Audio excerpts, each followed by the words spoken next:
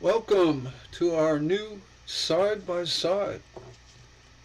I'll do my best to explain it, but it's pretty straightforward. We're going to review questions on the Facebook group and also do a side by side with the live chat.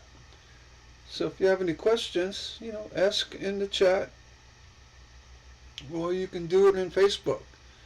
It'd be quicker in the chat. I'll be able to see it quicker, or I'll have to refresh the group page. Hi Nancy again. Yeah, I'm trying to new.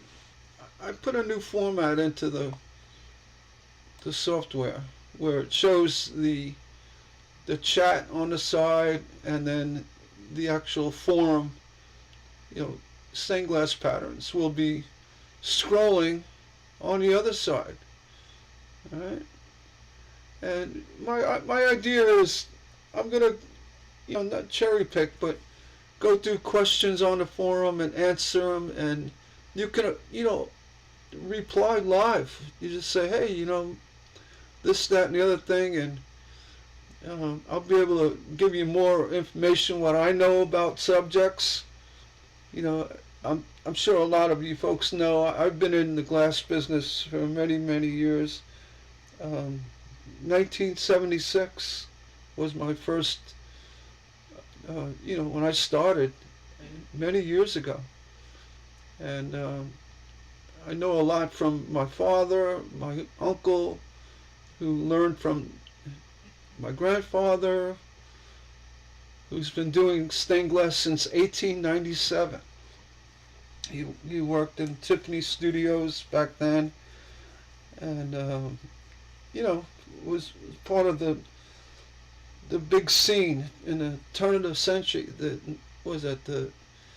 20th century, right? 1900, and I picked up a lot along the way, and some things you just don't forget.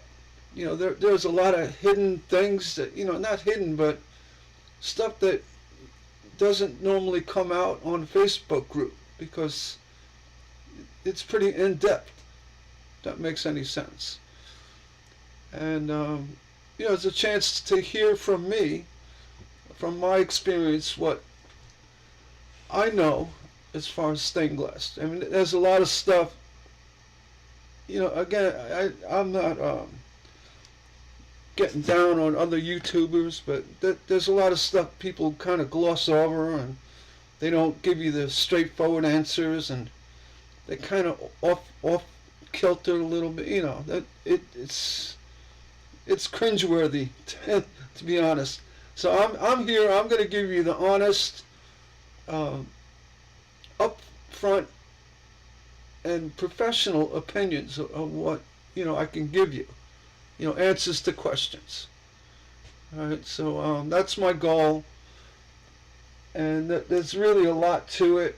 I mean, anywhere from designing lamps like this beautiful dome lamp that I did back in 1982.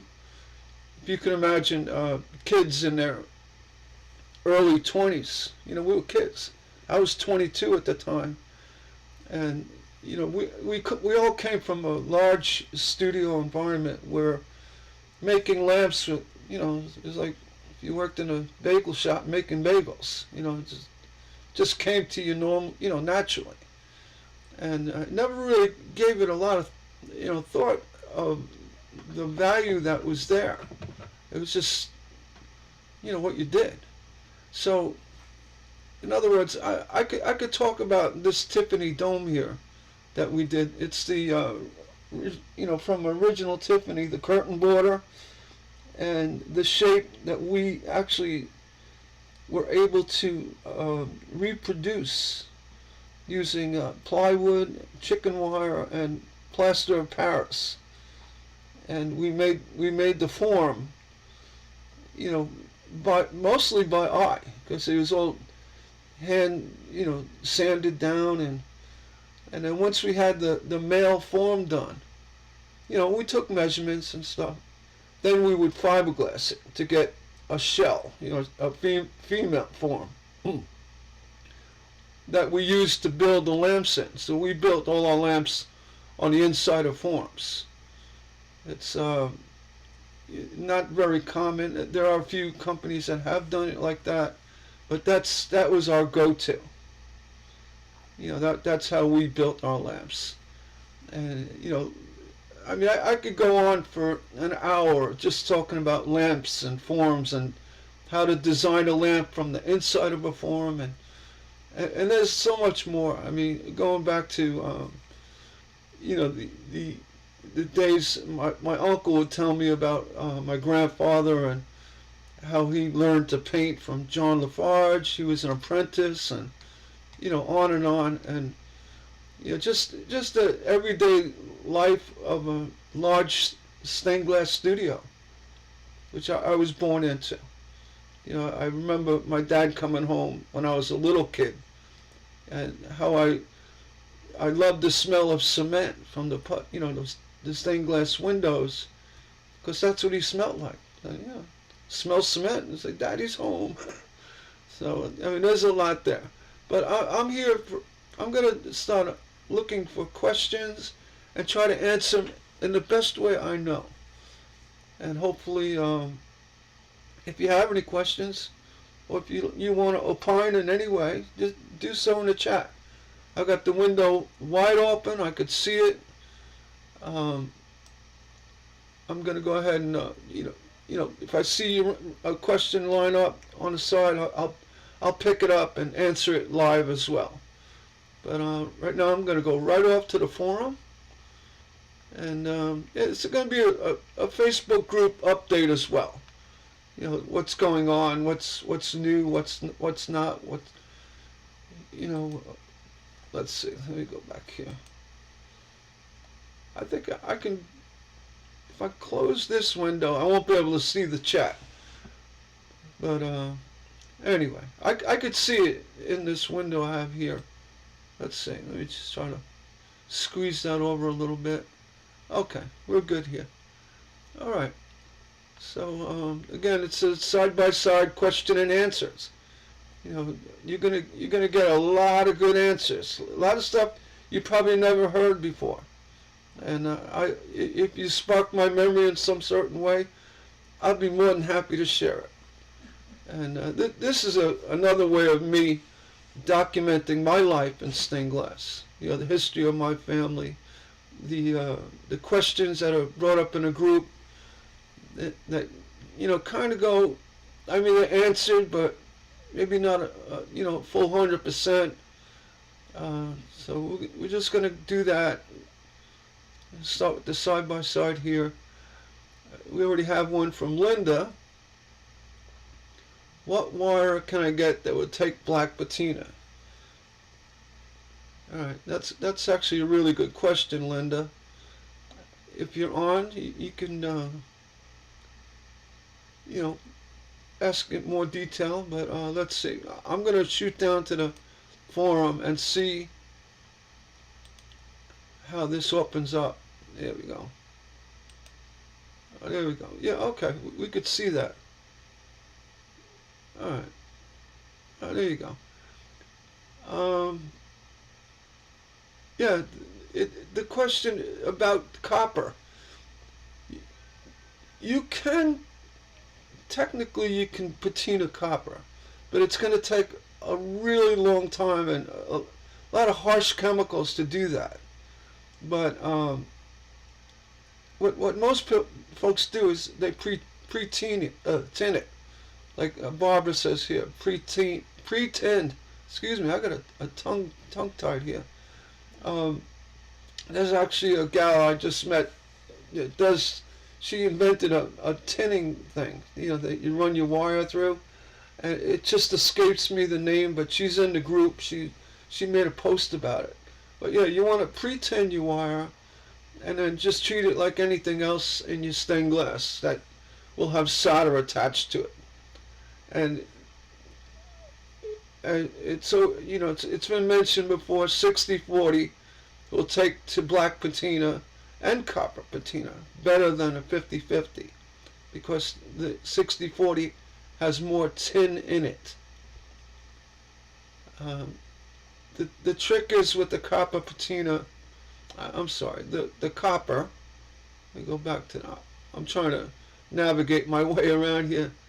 Um, Here we go. The thing is about copper, you got to make sure it's really clean.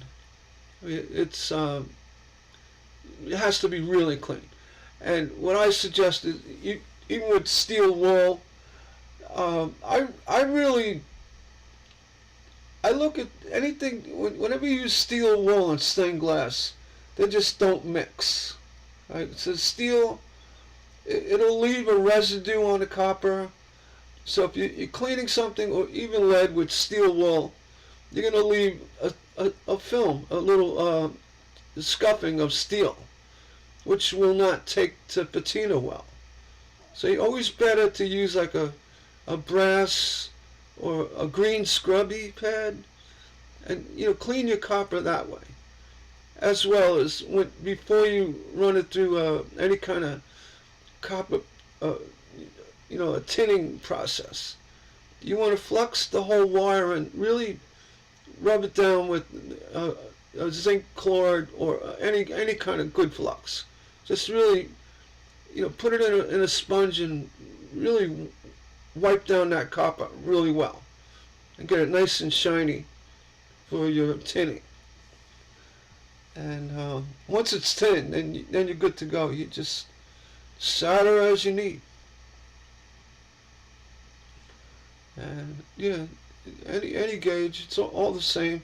You can actually tin copper pipe that you use for the outdoor, displays, or garden displays. People put copper pipe together, and they can leave a copper, which is nice. It turns green and it oxidizes naturally in the weather. But you can also patina it if you clean it really well and then coat it with a solder. I wouldn't do it. I would just leave a copper, but you could do that.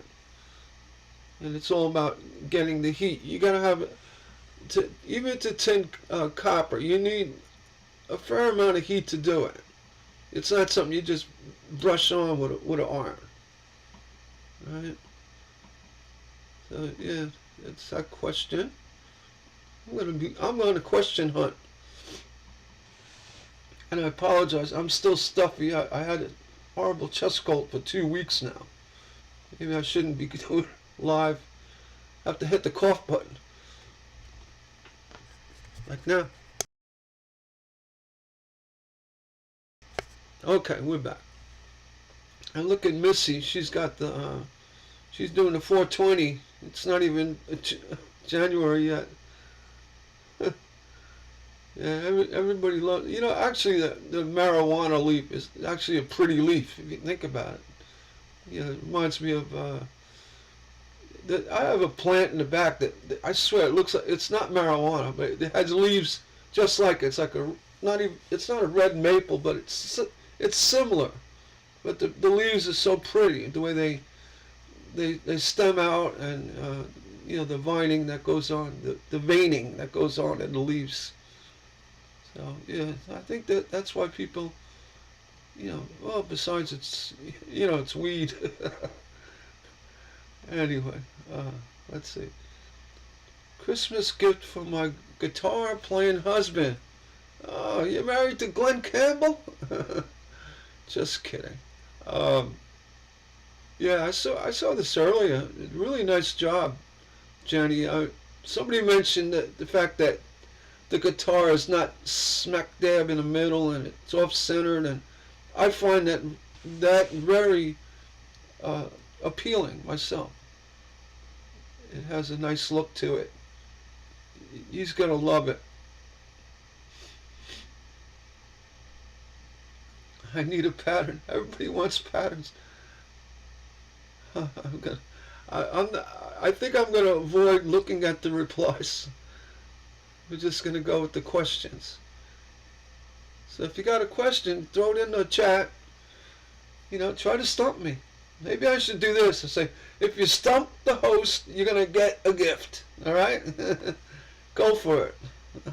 I'm open. Come on. Give me your best shot. uh, Jackie. She did a Samantha Ashley snowflake. It, it's pretty, very pretty,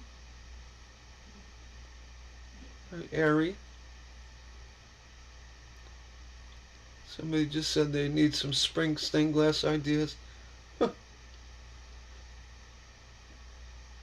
You know, I was thinking about. I'm doing the patterns, so you have to always stay like 2 or 3 months ahead of the game. And I started already with the Valentine's patterns. You have to. I'm not trying to push Valentine's before Christmas. It's just that in the business of doing publishing patterns, you have to get them out early because it could take somebody 2 months to do a piece. So, I answered the question no one asked me. Oh, do I have a video for replacing broken piece with leaded glass? No, I don't, but I should. Actually, I have one sitting on my bench right now. It's an antique window, and some kid shot it with a BB gun. And I could actually explain how it's done, pretty much. I mean, there are different ways. There's one, the old way, not old way, but the cheating way is to break out the glass, cut a new piece of glass that just slightly catches the lead. You know, where you can bend the lead back a little bit, you know, cut the joints and kind of wiggle a piece in, putty it up, remelt the joints down, push down the lead, and call it a day. But you're always going to see evidence of that. The other option is to cut a piece that is slightly bigger than the hole, just slightly, and then wedge the glass in. You know, cutting off the points that may lock up the process. And then you do the same thing. You putty that in. You'll never know it was repaired. The proper way to do it is to actually dissect the window. What I mean by that is, if say you have a piece that's 3 steps in from a border, most of the time you could take apart a window easy enough. What you do is you cut along the joints, you know, in the front, in a line, like say a hinge, like a big hinge, and you cut the joints with your nippers. You don't have to melt them. No, you just cut them when they're you know, cooled down. No iron involved. Then you take the window, you flip it over. You do the same thing on the reverse. You cut the joints in the same spot. And before you pull the window apart, you want to take a little blue painter's tape or masking tape and tape up where the glass may fall out. You don't want the glass to fall out and break. And you pull the window apart. You may have to bend it, you know, back and forth, you know, like a big, you know, like a hinge. You know, so you get it to come apart. You can nudge it with a glazing knife just to help you out a little bit. But once you get it apart, where the broken piece is, you just pull the piece out. You know, lay it down and on your repair glass and trace it out. Did you stump me? No. No, actually, I've done quite a few leaded glass repairs. I mean, the hard ones to do when it's in the middle. If it's a broken border, yeah, I'll give you 10 minutes. So, yeah, so it's about dissecting it. That's really the best way to do it. And then, yeah, take the broken piece out. If it comes out in a few pieces, you can piece together, and you trace it with a magic marker, or you actually transfer it right onto paper, and then cut the paper out and cut your pattern and replace it. That's the best way. And then you cement it. And then all you have to do is now solder those joints that you cut with your nippers. That's how you want to cut the joints. You don't want to cut the lead. You want to right at the joints. So when you put it back together, you just heat up that joint again and resolder it. You know, you flux it and resolder it. and then wipe it down and put your putty on, your cement.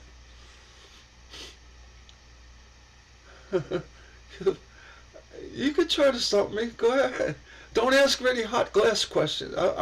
I know very little about fusibles and melting glass. I mean, I know a lot about slumping glass and how to operate a kiln. It's pronounced kill, by the way. That's a little tidbit most people don't know. It's spelled K-I-L-N. You think, oh, kiln. You could call it a kiln, but you talk to any old timer or anybody that's been in stained glass for any time, or they call it a kill, K-I-L. Like kill, don't kill me. Yeah, so if someone calls it a kiln, it's defining their knowledge. It's a kill, okay? And I've worked with gas ones, electric ones, big ones, small ones, mostly for painting and glass slumping, for lamp repairs and what have you. And yeah, how did I get on to the kiln? The kiln. How did I get onto that? Well, yeah, I was saying I don't know much about fusing glass, the coefficiencies and, the frets, and I'm going to be honest, I really never dabbled with it. It doesn't turn me on. It's that simple. And, though I've done it, I've done little bowls and plates, but my forte was doing leaded glass, stained glass, Tiffany style lamps. We called them, even back years ago, we called them Tiffany lamps. Everything was a Tiffany lamp. And then we were corrected. No, it's a Tiffany style or Tiffany type. We just call it Tiffany lamps. So, yeah, it became like the name for a leaded glass or stained glass lamp back in the 70s was Tiffany lamp. It's just everything was, they got cheap Tiffany's. We call them cheap Tiffany, imported Tiffany's. It's just a generic term for lamps made of copper foil and not lead. Well, they did make lead lamps, believe it or not. Mexico was big on the lead lamps, where all the pieces were leaded. Even some older companies that made lamps years ago, 100 years ago, made them all out of lead, like a leaded glass window, and they would shape them on forms, and yeah, so everything was Tiffany. It was Tiffany, leaded glass Tiffany. Everything was Tiffany.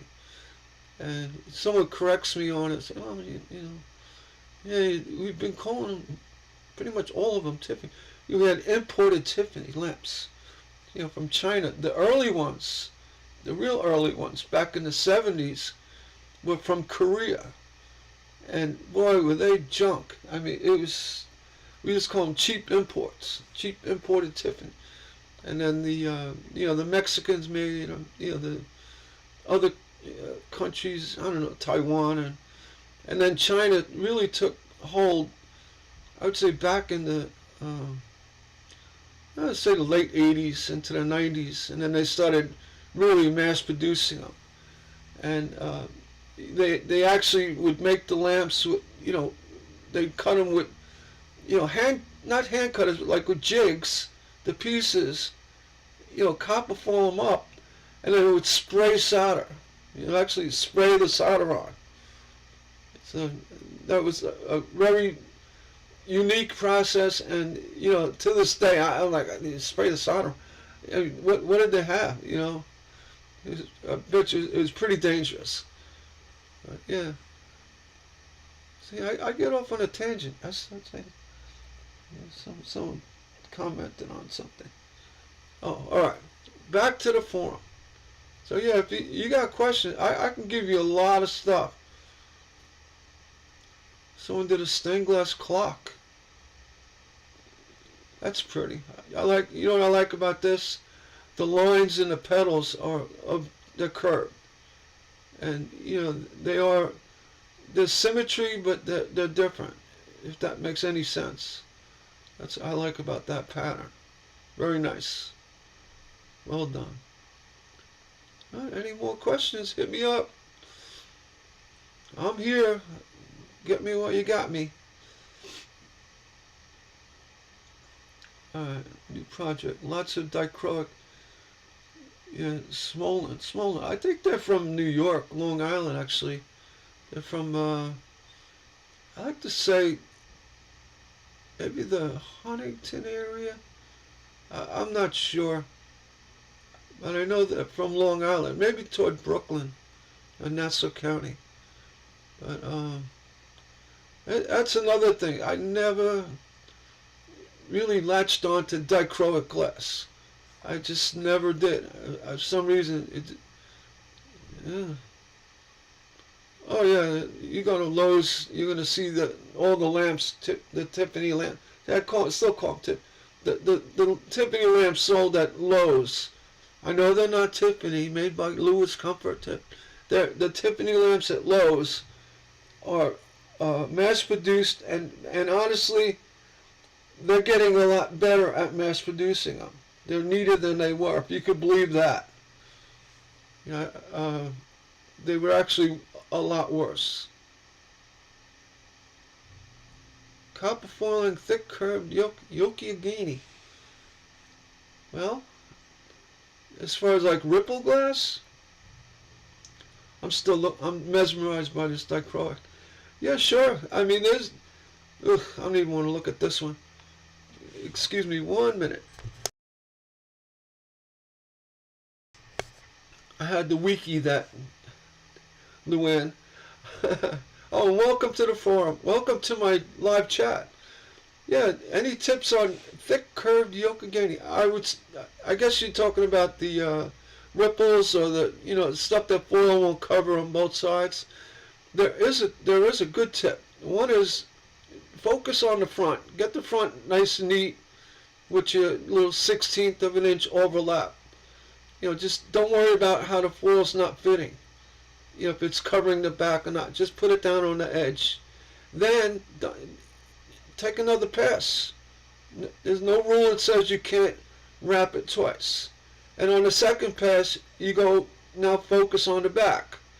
And you start pinching over where you need to. Sometimes in the heavy rippled glass or the curves, you got to, really play with the foil. Get it to go in the curve and, burnish it as you go if you need to. And then, again, it will be a second pass of copper foil.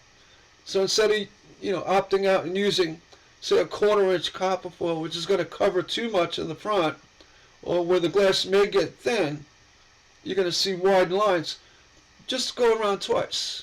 There's nothing wrong with that. It's actually a good thing.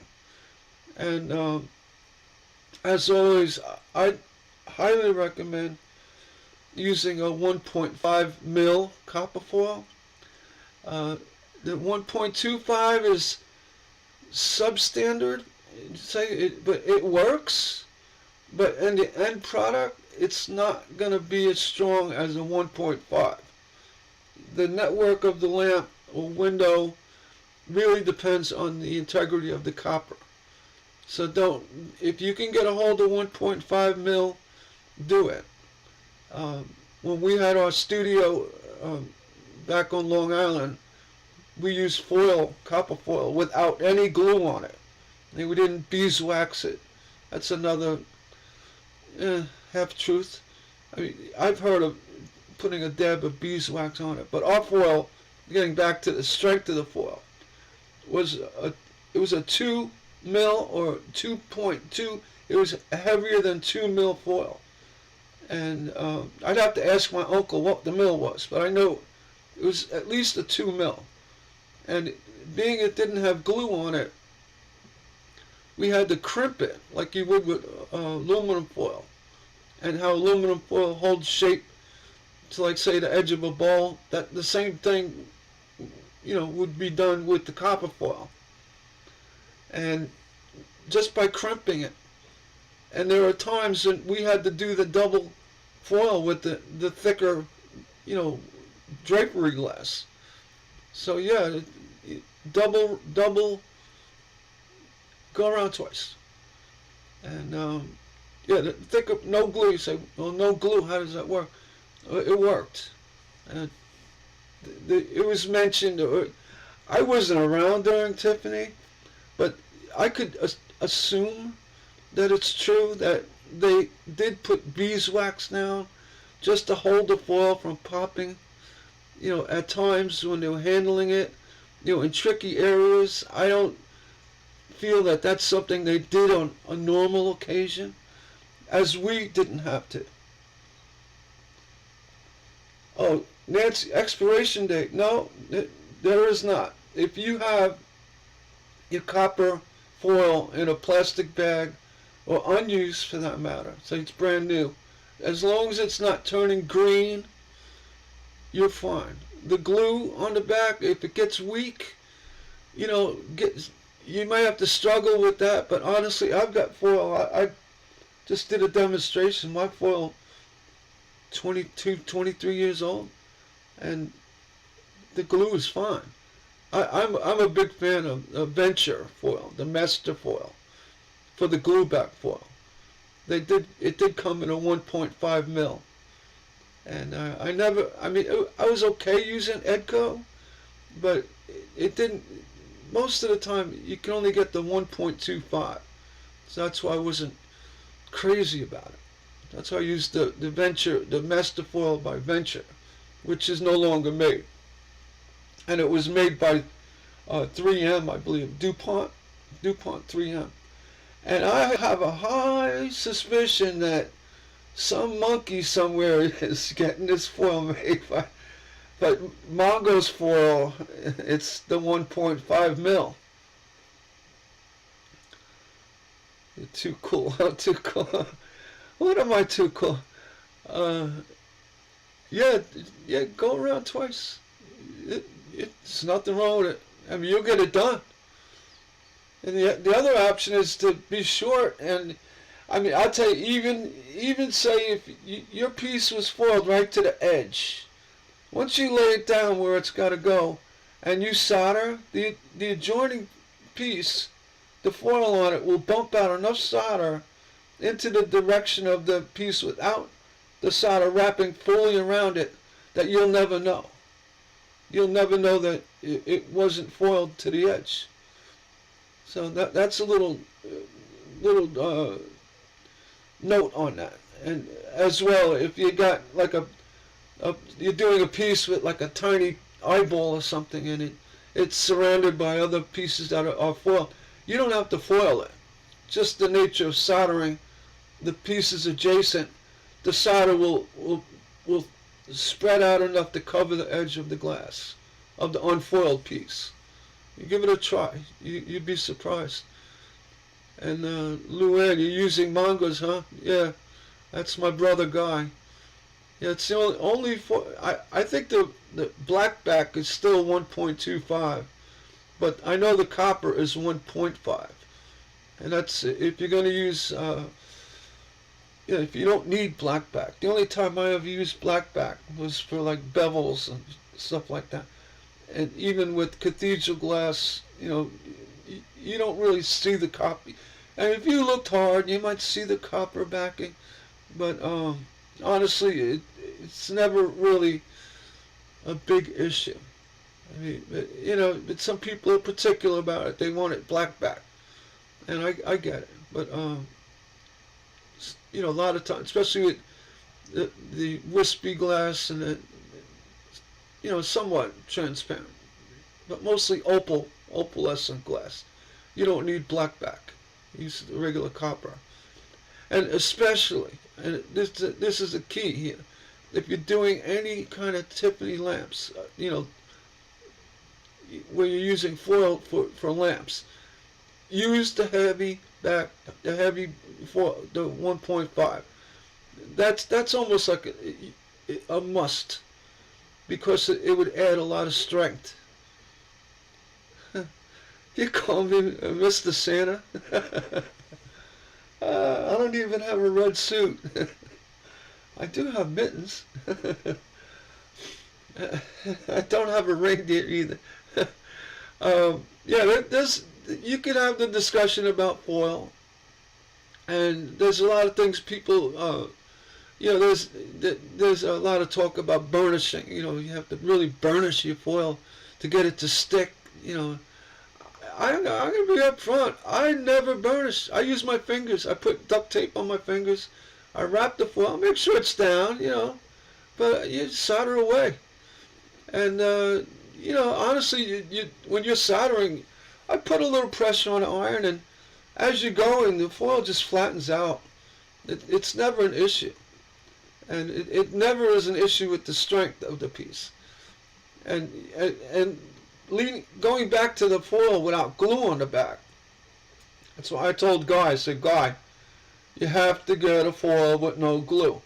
Because the reason why I say that is if you use any textured glass, like say Kokomo granite or English muffle, anything with a texture on it, when you foil that in a lamp, well, you don't use English muffle for lamps, but lighting. You do, but not anything with a granite, Wismac Kokomo.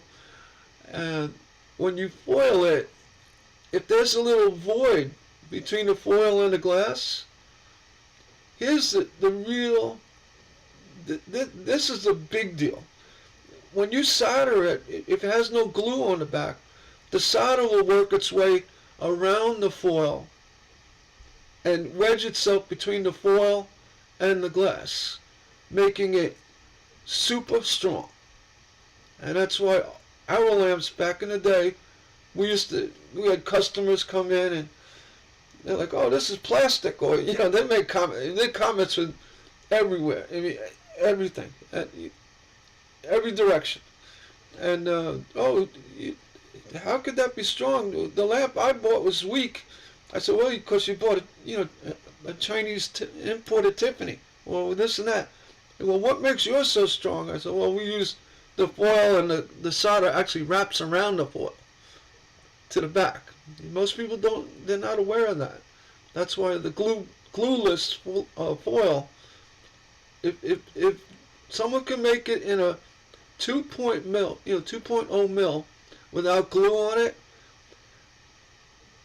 that would be the game changer of all times. And even if you had to put a little tacky wax on the end to hold it, but once you learn how to crimp foil onto glass without using the glue, and it doesn't happen overnight. You really have to work at it. Once you get good at it, you know how to crimp foil. We had people that foiled for us that were just so good at it. They would do it like in little, like jumps, and crimp, crimp, crimp, crimp, and the way it held to the glass was very, it was fragile. You couldn't like wing them around because the foil would fall off. So, but when you crimped it on, you pick it up gently, you put it where it had to go, and you solder it up. Attack it. We used, we built our lamps on the inside of forms, like big salad bowls and what have you. Depending on the shape of the lamp. And our placers, my other brother, Glenn, was a placer, and Don, Don from the old shop. You'd often see them just kind of giving a piece that's been foiled a little nudge, just to make sure it's in place where it should be, and then when they put it in the lamp form, they kind of press it in so that the pieces come together. Once it's tacked, we used to call it tacking, and I'll get into tacking. Tacking was done with not a rosin flux, acid core solder. We used it was not rosin, it was another acid core. It wasn't rosin core. Acid core was more of a waxy substance that dissipated when you solder. It never affected the soldering afterwards. As say if you use rosin core, which is, I think it's made with like a pine oil or something. It's very tacky, sticky, and it doesn't hold, you can't solder to it well. But the acid core solder, which we went through a lot of it, we used it to tackle lamps, the lamps without the glue, and every I would say at least once a day, run like 3 or 4 jumped up together to clean irons. That's how good the acid core was. You run it over the iron, just let it hit the floor. The studio environment. You just solder splatters everywhere. You just let it. You kind of like brushing the tip of your iron with 3 strands of acid core solder, just to really clean it up. So soldering is really easy for you. And that's something no one ever talks about. That's a memory from the glass shop. 50 years, 45, 50. So there's that.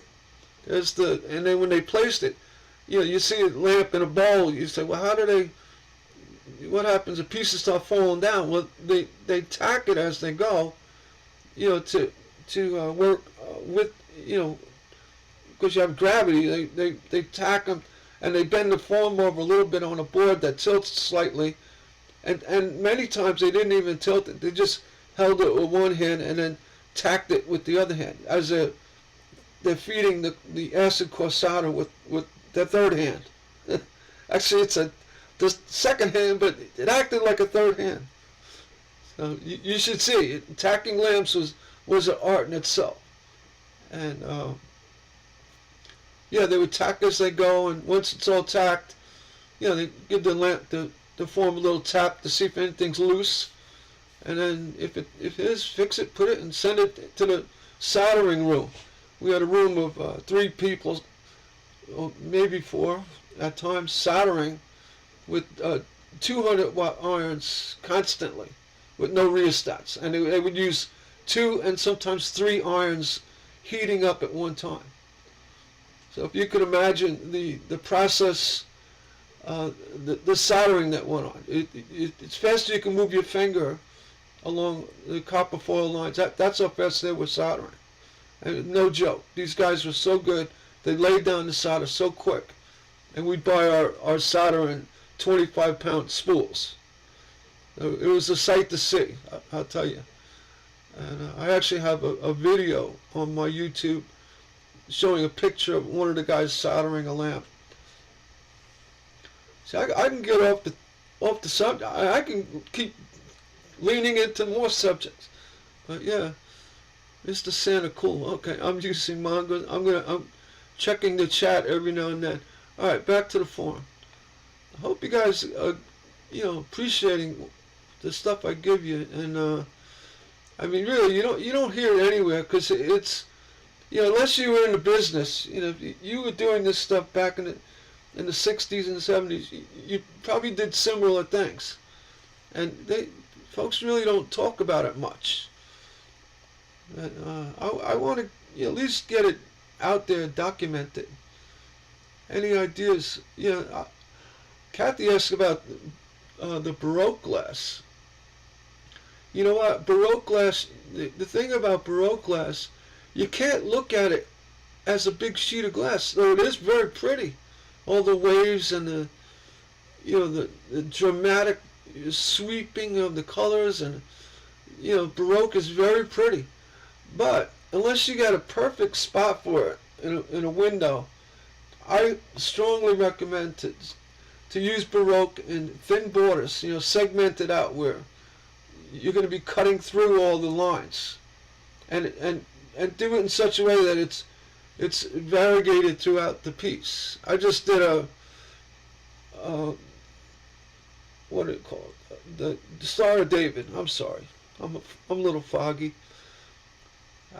I'm up at 1, 2 o'clock every day now. I don't know why, but and in the Star of David, I put glass fills of Baroque, of blue Baroque, to actually show how it looks when you variegate it throughout the piece.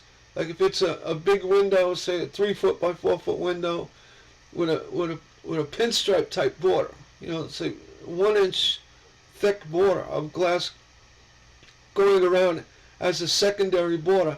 You throw Baroque in there, it's a home run. It really is, and that's what I would use Baroque mostly for. Oh, I got a lot of stores. I'll tell you, you can imagine, we had 30, 32, something like that, 30, 32 employees, and there was a good 15 to 20 that were full timers. They're all day long. You had 6 to 8 glass cutters just cutting, cutting, cutting all day long. And that when I started in '76, that's all I did. I cut glass every day, going cut glass. And that's why I got really good at cutting glass. And the only tool we used was the glass cutter. I didn't even use the breaker pliers. I mean, I had big pliers, big glass breaking pliers, and every now and then pick them up just to get a stubborn, nip off the glass. But most of the time, I would just use the grouser notches on the back of a glass cutter, pop them off, and that's it. It wasn't we didn't have grinders.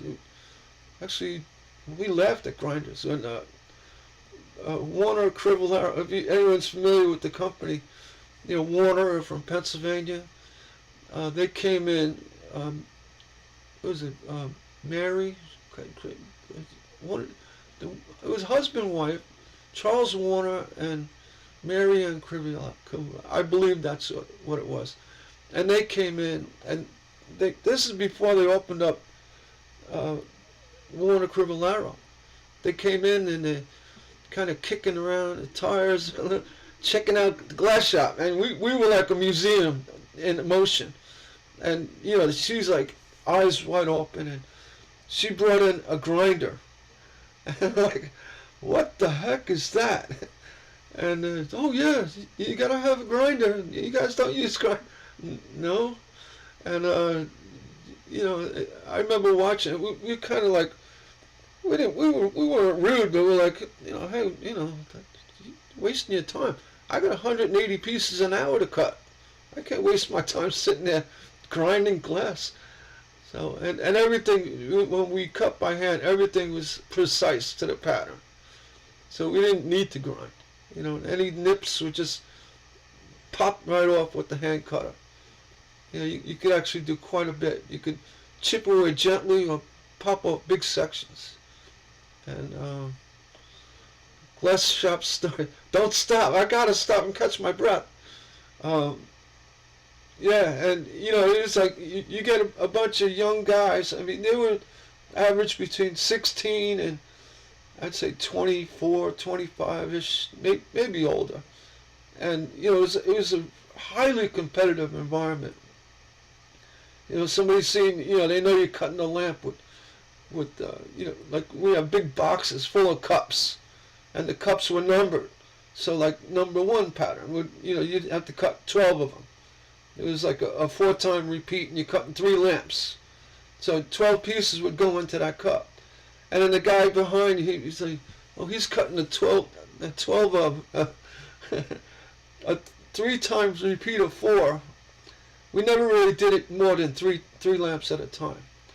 And 3 times 3 would be 9.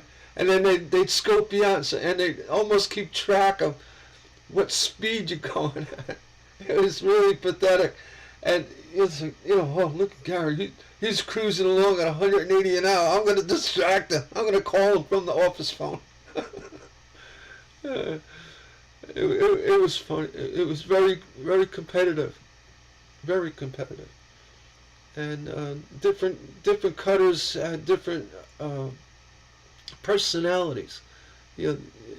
Not so much, well, their regular personality, but their cutting personality. Some cutters were known as full cutters, and others were known as slight cutters. And if you were in need of something that is typically would fit full, you'd want a slight cutter to work at it. Or if somebody was really accurate and you need something to go together really well, you put them on it. And once you start earning that title, it's like a badge of honor, in a glass shop. Yeah. Stories. You don't want to hear about the Christmas stories. Excuse me. And the bantering, and it was horrible. Anyway, back to Baroque. Yeah, if you use it for thin border accent pieces and, spread it out.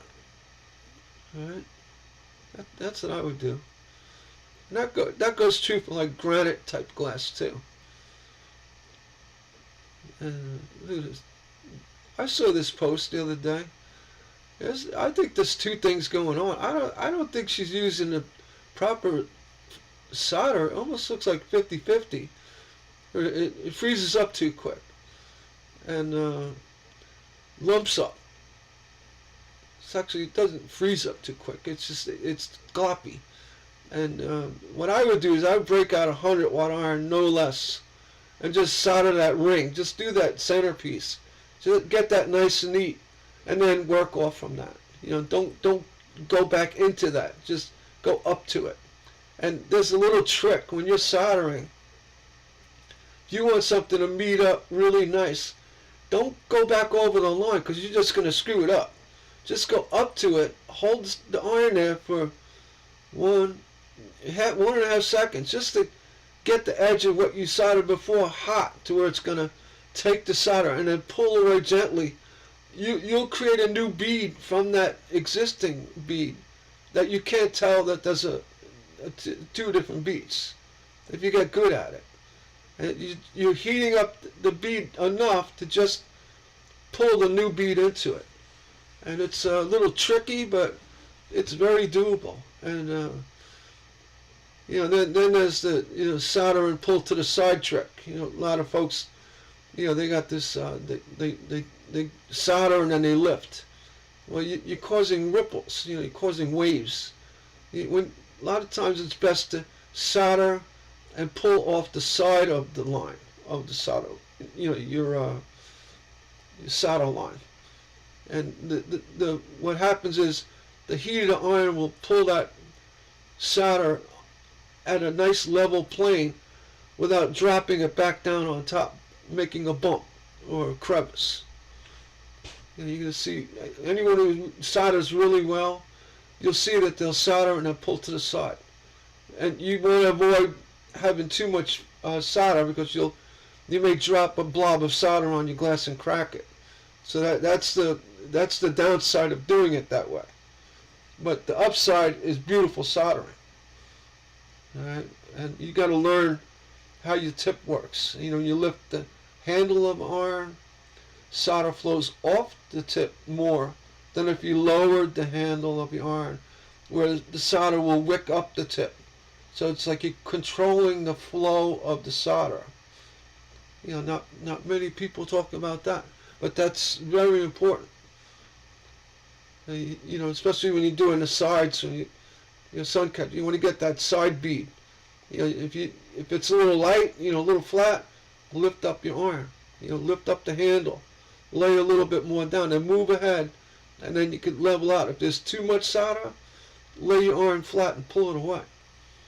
And don't be afraid if you have too much solder on your iron, just kind of shake it onto your workbench just to drop the solder there, instead of dropping it on your piece. You can always pick it up later and use it. But I do quite often. Drips off the solder, little ball. It hardens up, and you just tap it with your soldering iron and lift it up and reuse it. So that's a little in-depth soldering technique, and a lot of it depends on the flux too. You use a cheap water-based flux like a Ruby flux or Novacant Old Masters. I mean, they're okay to use, but they're not professional fluxes. If you want a good flux, stick with a Canfield, or I found Glass Pro from Ed Hoy, made by Creative Craftsman, is the best flux. Or just good old-fashioned oleic acid, which will float out a better joint on lead and solder line. That's all we have in our studio back in the 70s, throughout current day. Oleic acid. That's all we use.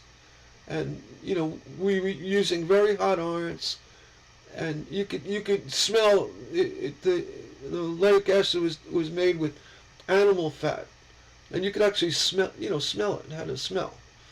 and it wasn't like bacon, but it definitely smelt the flux, the oleic acid.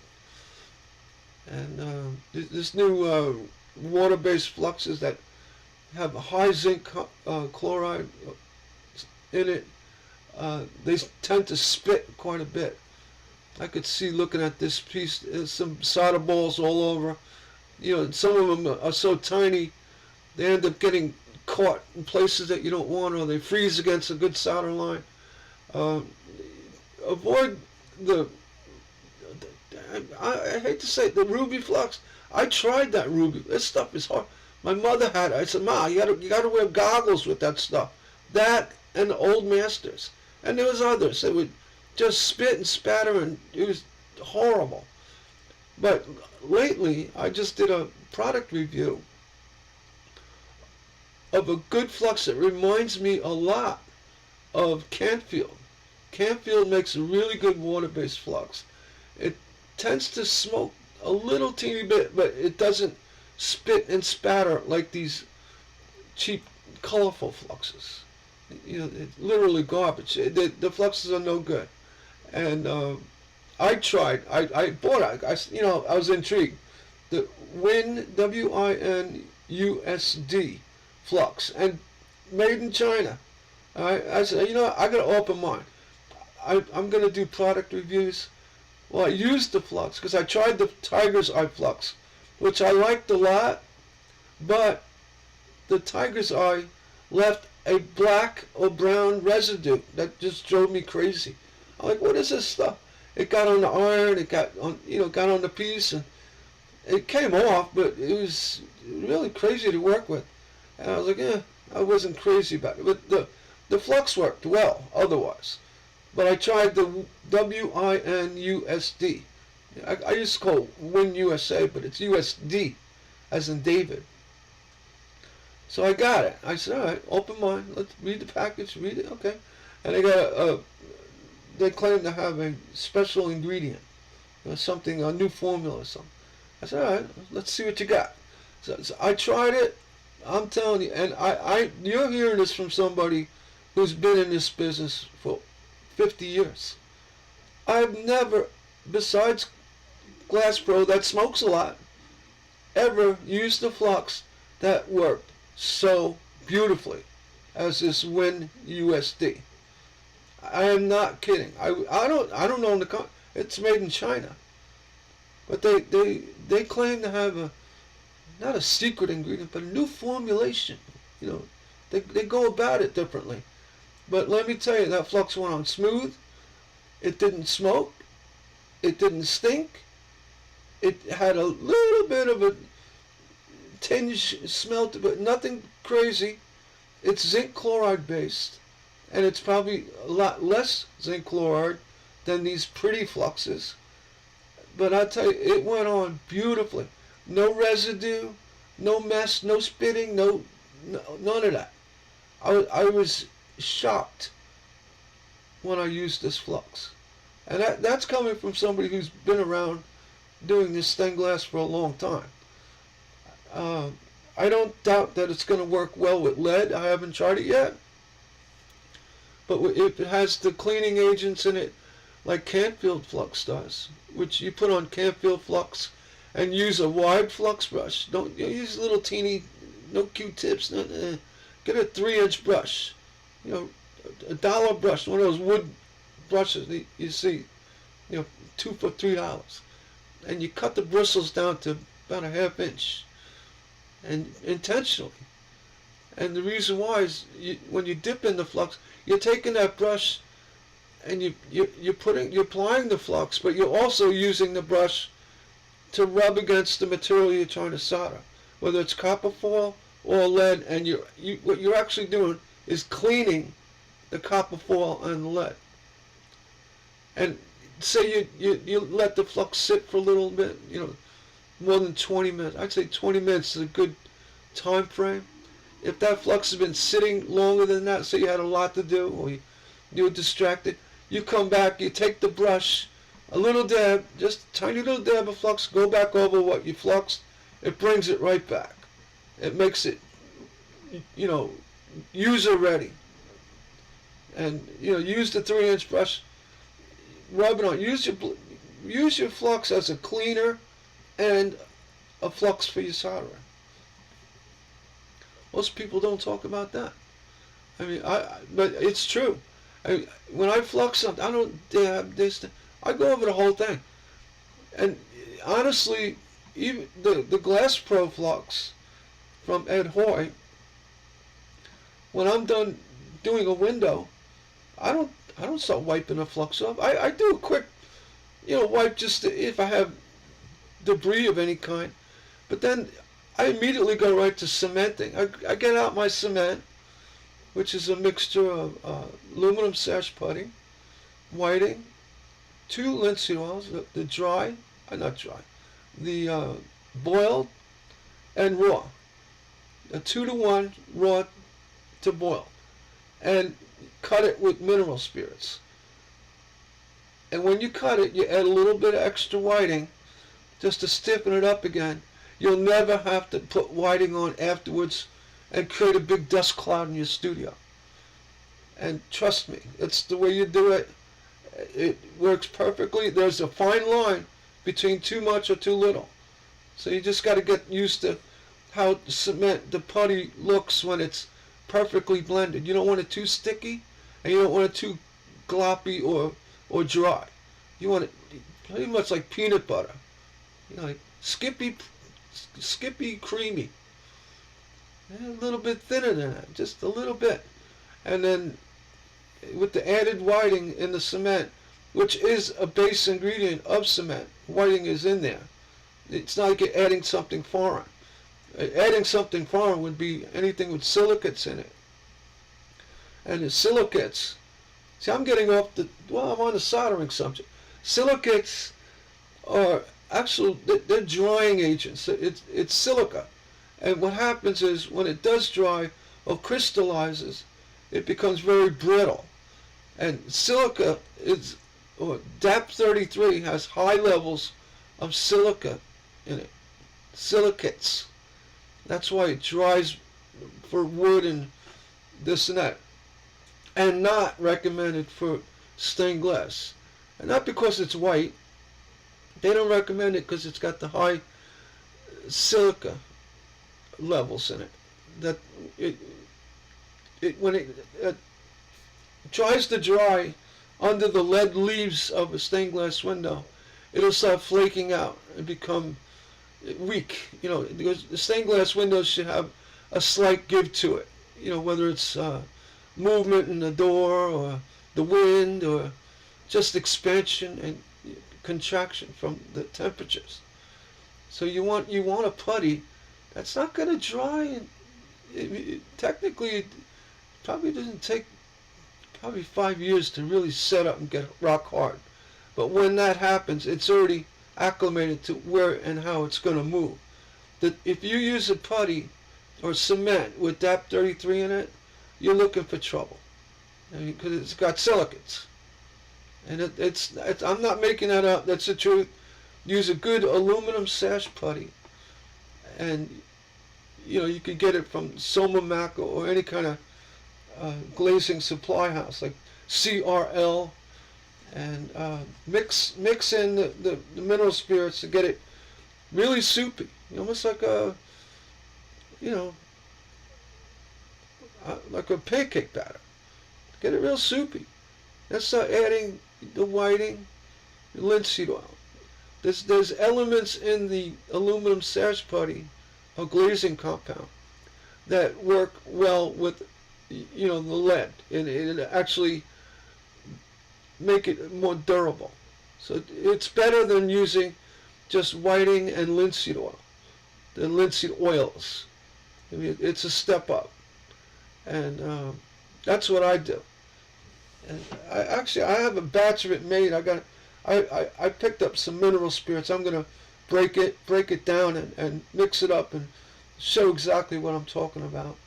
And I do have a window to cement, but I'm still waiting on a piece of glass. A year later. But anyway, cement's it's a crucial part of a stained glass window. It really is, and you don't want to use products that were not designed. And somebody who knew what they were talking about said, "Hey, DAP, you can't use 33 with stained glass. You can't use it with aluminum sashes. You got to use I believe DAP had a DAP 1028 or 1024 or something like that. But it was a great compound made for aluminum and metal frames. It has to say it. For it's aluminum or metal sash putty. Don't use DAP 33. It's gonna bite you. Trust me. All right. Canfield Liquid Flux is $15 for 8 ounces. Yeah. I'll tell you, you could have bought a gallon of it for $15. 20 years ago, 25. Oh, Nancy, I'm sorry, I missed your question about grinders. For copper foil, well, people use it for everything. Copper foil, it's a crutch, really. I wish folks didn't grind as much as they did, and pay more attention to cutting accurately. And no, Tiffany did not use a grinder. If anything, they used diamond files or carbide files. I could see them using them, and with diamond glass cutters. And the files, I'm sure they used diamond shaped rabbit files and different shaped diamond files, to get all the crazy cuts that they did, and or very sharp pointed tools, like grousing tools.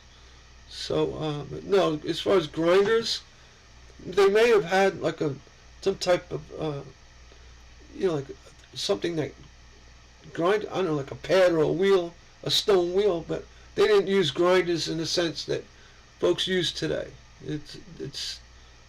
No, that's not what they did. And it was too much attention on accuracy of your cutting. I mean, that's why when we saw grinders the first time, we're like, hey, what am I going to do with that? It's going to slow me down. It's going to get in my way. And so I honestly, I don't know. Did Tiffany use a grinder? No, I don't think Inland was around. or Techno, whatever they are. Just kidding.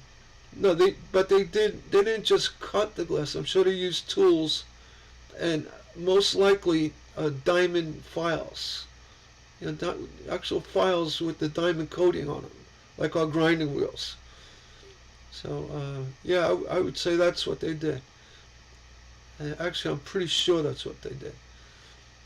And you could still buy files, diamond coated files. You try it out.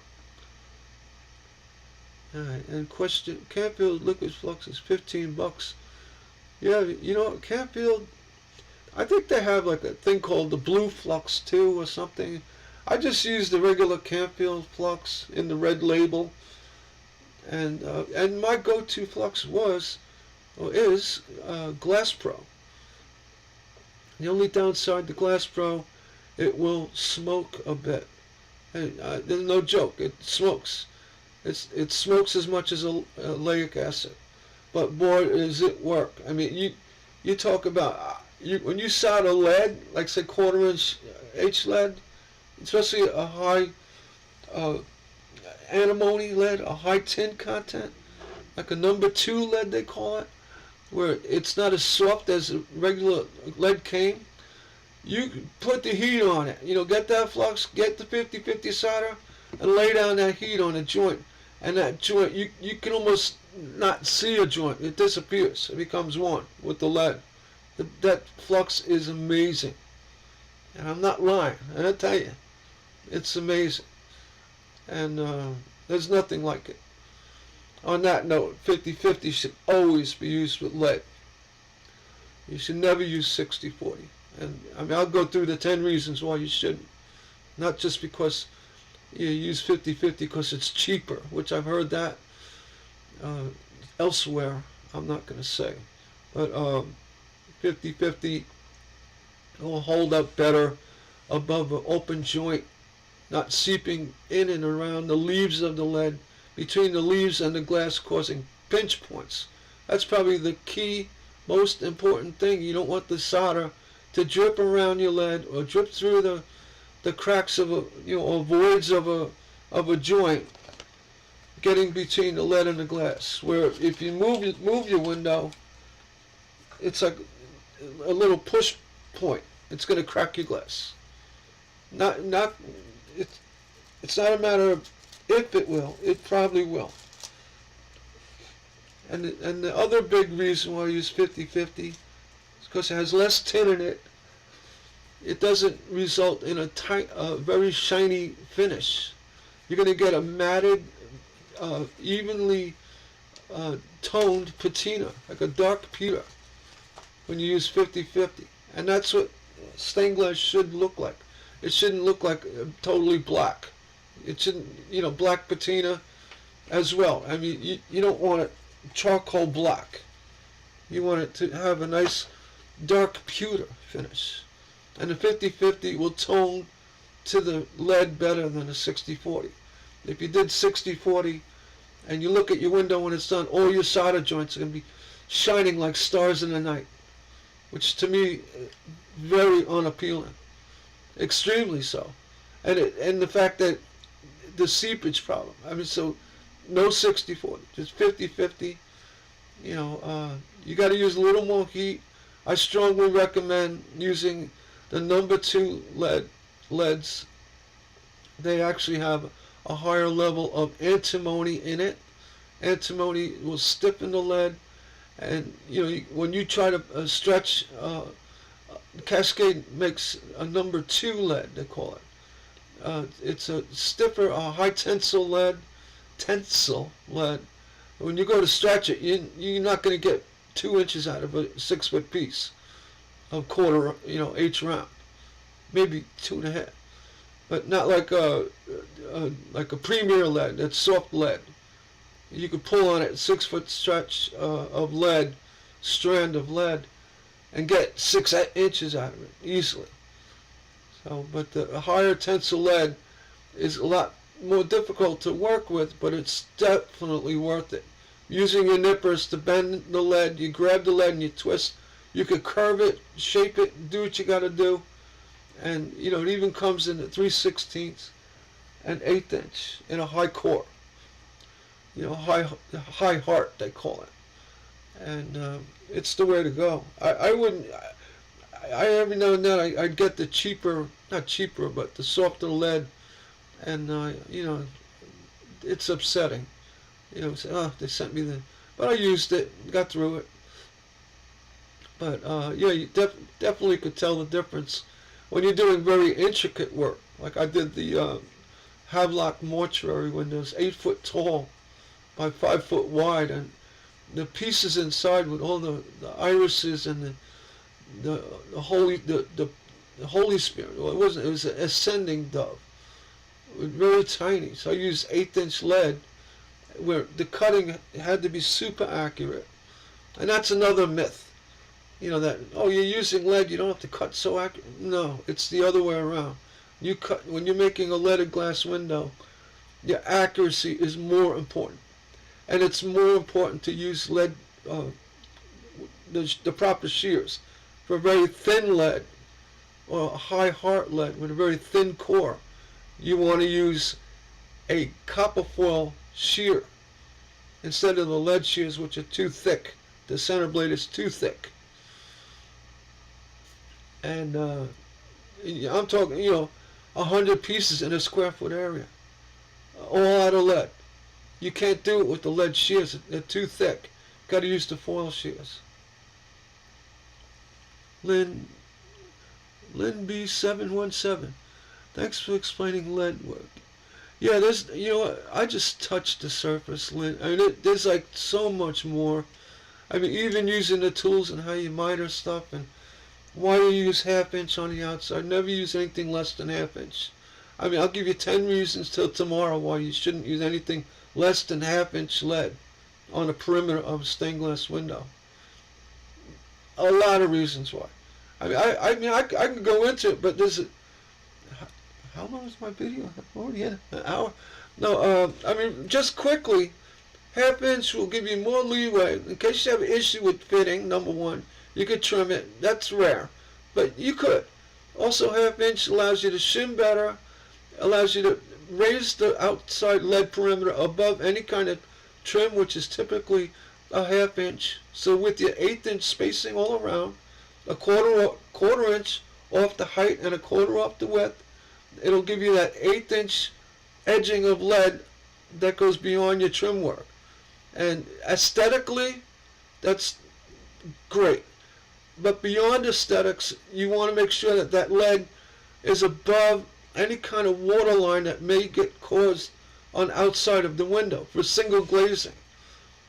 So when the lead is up above the trim, the cement that's in it will divert the water away. It's like your shingles on your roof, right? So that's another main reason.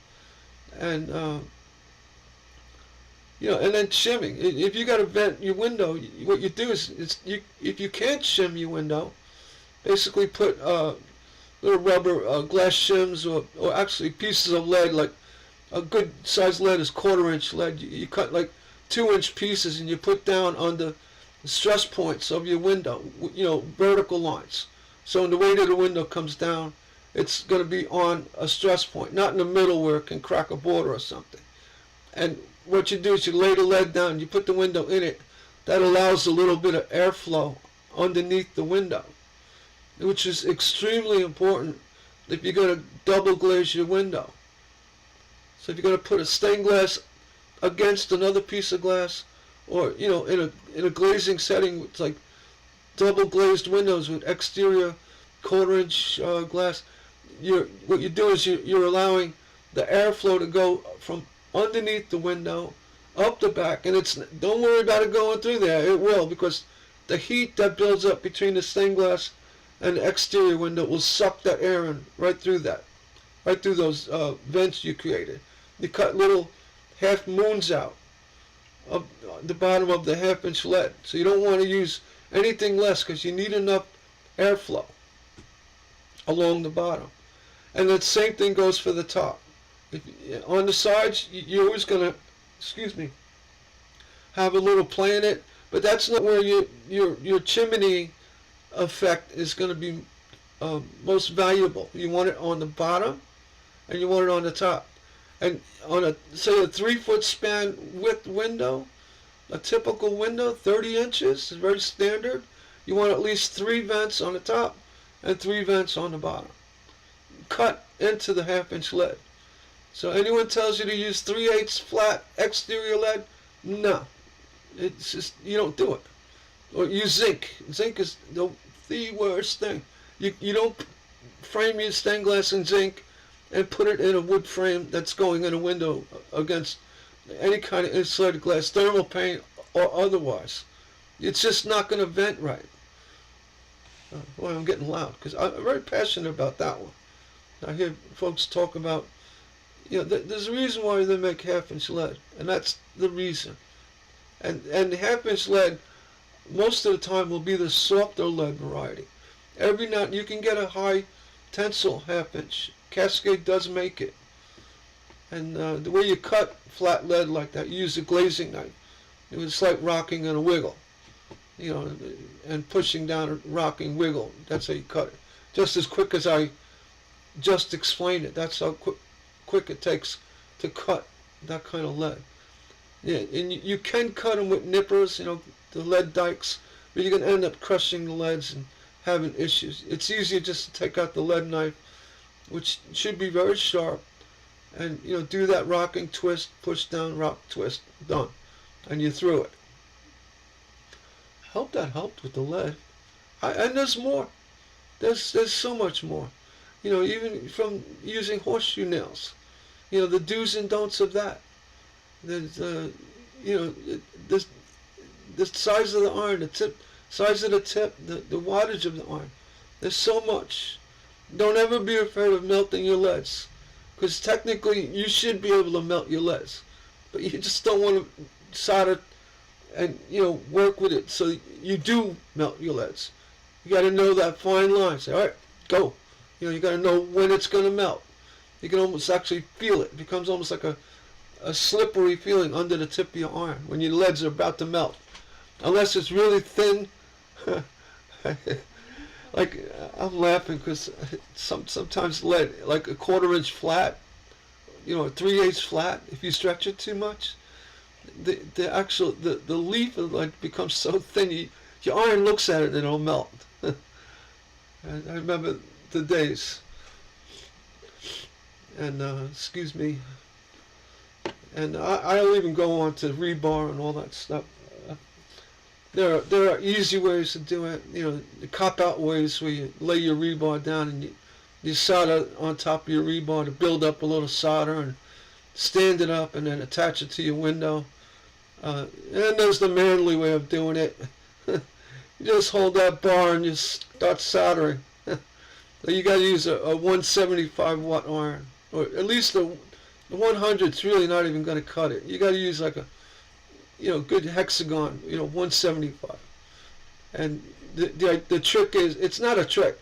You got to hold the iron like up and down, straight up and down, with your tip facing right directly at your window.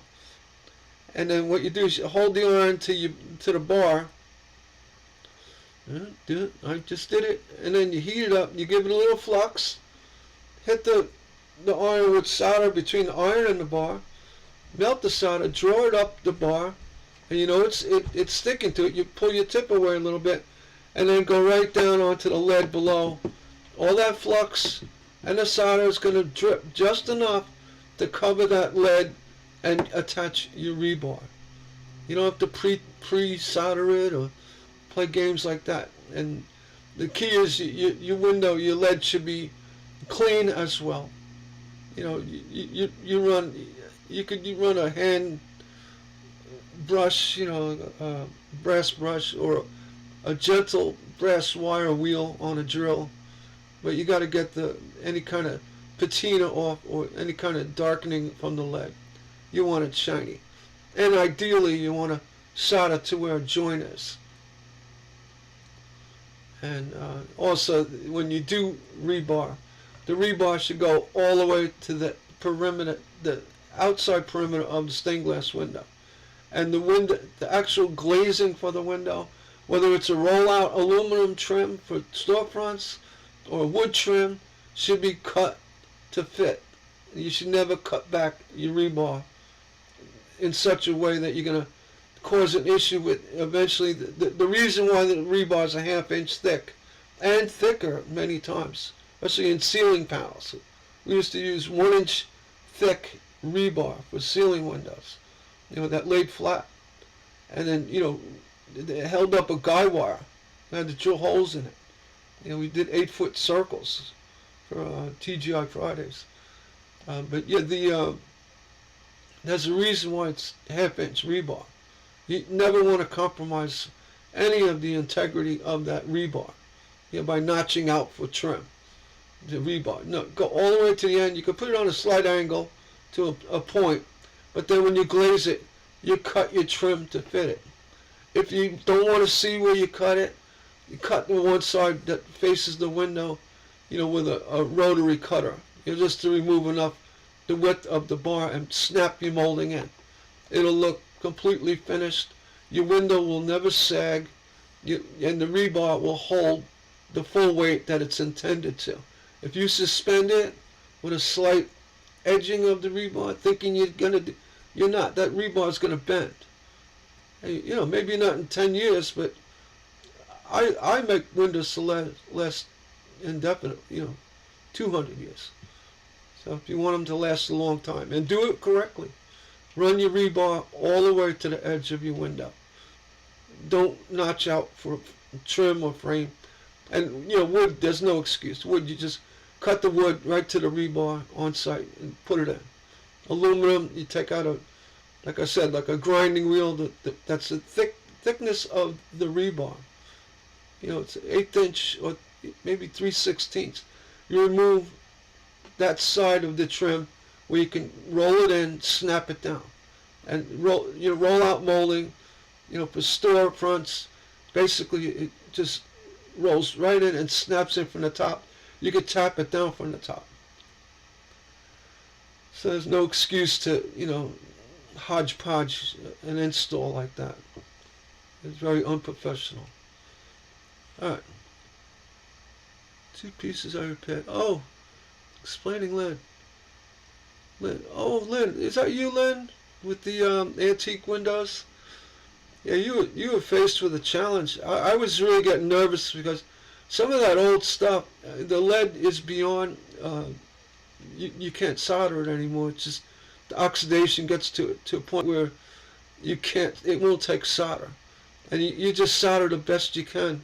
And even if the joint looks horrid, it's better than not doing anything.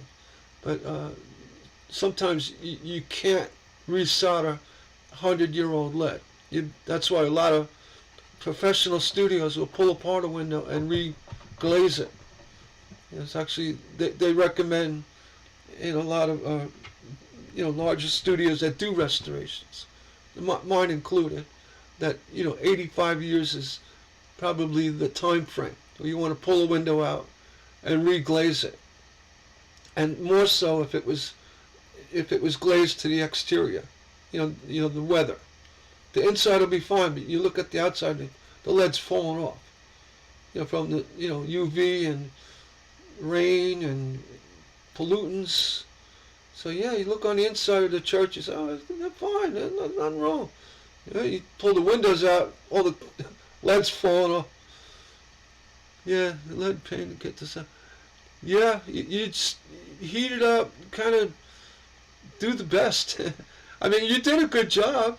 And then at the end of the day, when you put new lead around it, if it held 80% of the time, it's fine, as long as it was supported correctly. Had enough vertical support. And a lot of times that lead you can run, copper wire around it just to kind of nestle the whole piece. So the weight is going to be on the copper wire. Here's how they can never work. Yeah, I saw the pictures, Lynn. I think you did a terrific job. And that artist, it's I don't know exactly. There was a lot of really good stained glass artists, around the turn of the century, 19th century, 1890s, 1910, that did that kind of work. There was a real famous stained glass company from Germany that they did amazing picturesque, and portrait, people, faces. The hands, you'd swear you're looking at a real person. And the name escapes me, but if you said it, I say, yeah, that's it. But there were a few like that. But one in particular did a lot of work in the United States, and that's probably the company that made your windows, because they were that nice. It was really high quality painted work. The silver staining and all that. I was never really good. I was okay. I got by with painting glass, but not like some people. And you got this one gentleman in England. What's his name now? I can't even think. I'm in a brain fog. Hunt, right? Is that his name? Yeah, he paints. He does a lot of his matting. Not a lot. He does his matting for the flesh tones and the shadowing. He uses an oil. He uses like a clove oil, and I'm not sure. He could use a clove oil. I'm not sure what kind of oil he used, but the blending using the Badger blenders comes out so realistic looking. It's crazy. And I never blended with oil. I mean, I never really thought of doing it. I don't want to ruin my brushes, but the work he does is beautiful. Yeah, he ran strands of copper wire into the lead lines. That's it, Lynn. You did a good job. I mean, you never touched lead before. I'm like, ooh, look, she's got it fixed. Oh no. But I saw you finished, and you know what? You turned something that would have been behind a dresser somewhere, or in the closet, or just forgotten about and broken maybe someday, into something somebody could hang and admire. So good job. I'm really proud of you for that. just because you saved that stained glass. You really did. You saved it. People say I'm weird. It's like, back in the, I wasn't around, but in the 50s and especially in the 40s with the wars and all that, a lot of stained glass was just trashed because they needed the lead. And that's how a lot of Tiffany's ended up just getting melted for bullets, disassembled. And, there were a lot more out there. I'm laughing, right? No, I'm laughing because it pains me to think about it. And even up into the 60s, the 50s and 60s, they were considered trash. People put them in the attics and, that old thing, I don't want that. I want this modern plastic with my orange curtains and green shed carpet. It's true. And, the late 50s, early 60s. So a lot of the Tiffany lamps were just, brushed aside. Then new LED on. Yeah, I saw that. You put the new LED on the outside. That's really good. Never saw a piece like that. Yeah. Yeah, it's kill fired glass paint. A lot of times, years ago, they had very poor annealing. They didn't have all the good, the meters we have now. They call it the hydrometer. No, that's for water. Hydrometer. I don't know. The thing that measures temperature. I talk too much. I start losing my mind. Pyrometer. Thank you, Gary. They didn't have all. I mean, they did, but they didn't have the control we have today, where you can really fire something, soak it, and get it to annealing temperatures a lot more efficiently. So years ago, especially with the silver stains, the oranges and yellows, the silver stains would start wearing off. They didn't really hold on to the glass as well as, say, the pigmented glass, the paints, like the umber browns and ancient browns, the tracing black. A lot of it would just wear away, just because. UV. We had the orange carpet. I think the couch was green. And the kitchen had all that olive green appliances, and the mustard yellow refrigerator. I remember that one too. Oh, Luann had a question before. Oh, I'm sorry. Who else? Luann. I thought I answered a Luann.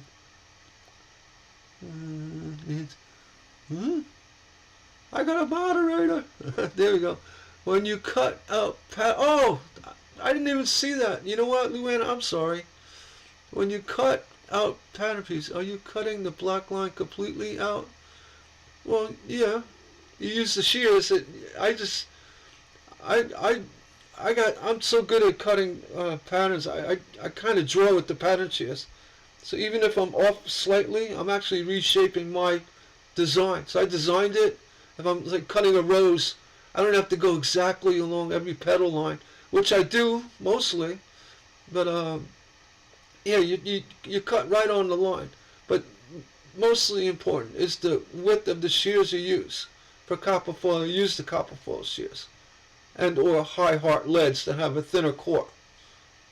Even there's some 3/16 and 1/4 inch lead that's high heart, meaning that the spacing for the glass is a lot higher, which makes the core thinner, where you need to use copper foil shears. That's not too common, but it is out there. So you always check your lead. A big one is the 3/16 high heart, which I use quite a bit, and it will be thin core. And I've seen the 1/4 inch with high heart with the thin core, so you have to keep an eye out for that. And yeah, all the, whenever you want things to line up, you cut right down the center of the line. I kind of look down the center of the blade and just go. I mean, I just, if I could tell you how many miles I've cut with pair of pattern shears. And people put them down all the time. I had, back years ago, I had a pair of nickel-plated. They were nickel-plated shears made from Germany, in Germany. These things cut like silk. And back in the 80s, they were lifted from my studio. Somebody with sticky fingers, people walk around, when you're doing work, and they disappeared. And it was probably the worst day of my life in stained glass was losing my German shears.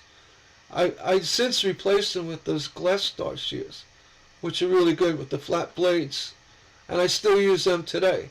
Anything with a fan, a chiseled edge on the shears will chew up the paper and make life miserable. And they, the core gets stuck.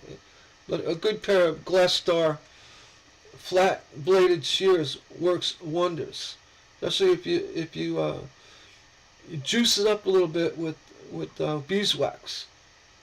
Like the hard beeswax for tools, for lubricating tools.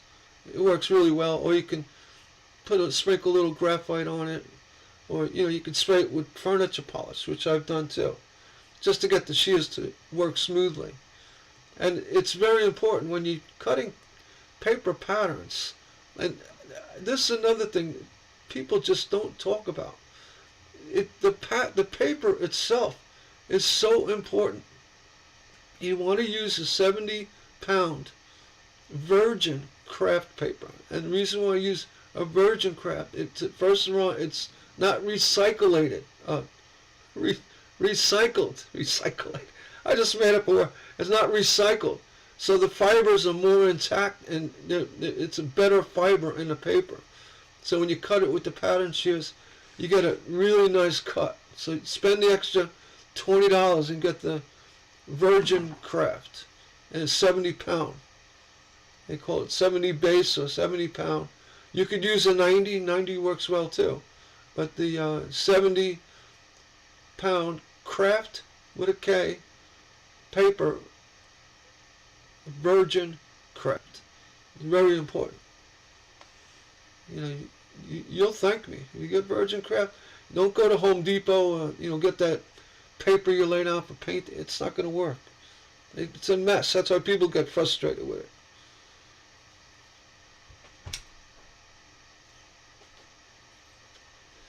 And like I said, I just as many miles cut with pattern shears, and probably more on a glass cutter. But pattern shears, miles. There's a certain way you can sit on a stool, put the blade right on the top of the bench, and feed the paper. It's like you're feeding the paper as you're cutting out sections.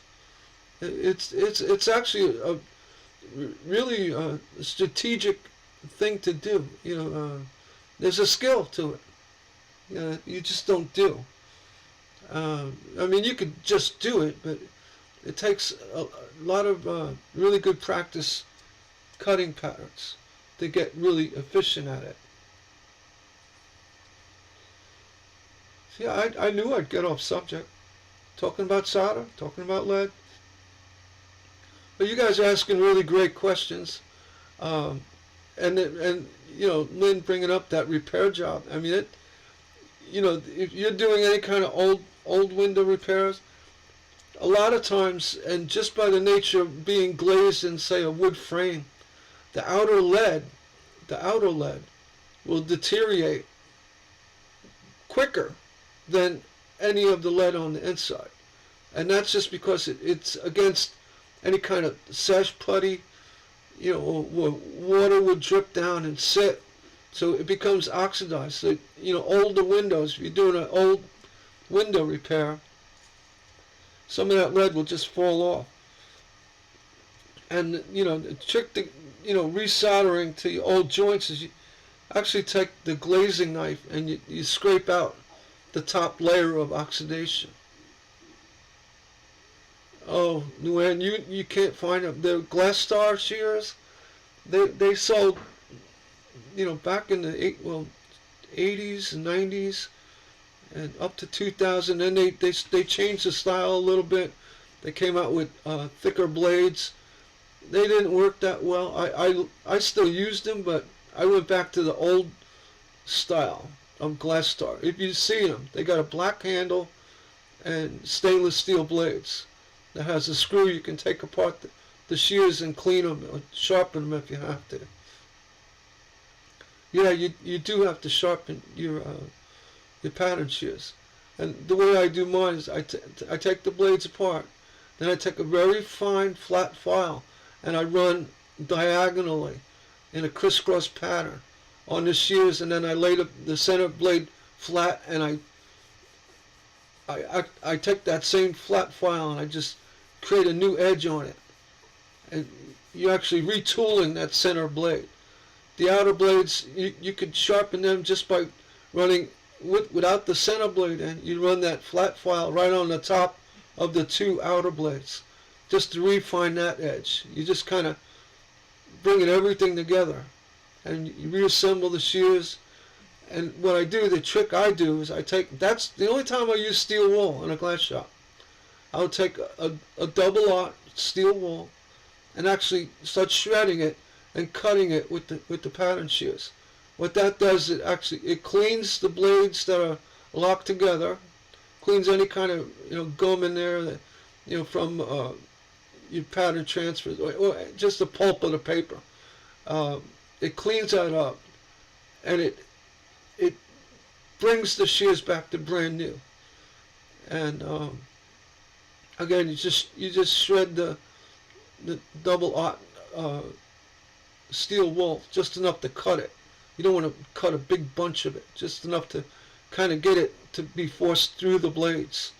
And then then you just go right back to cutting. You can give it a quick spray of furniture spray, or graphite. I use graphite, the powdered graphite, a lot.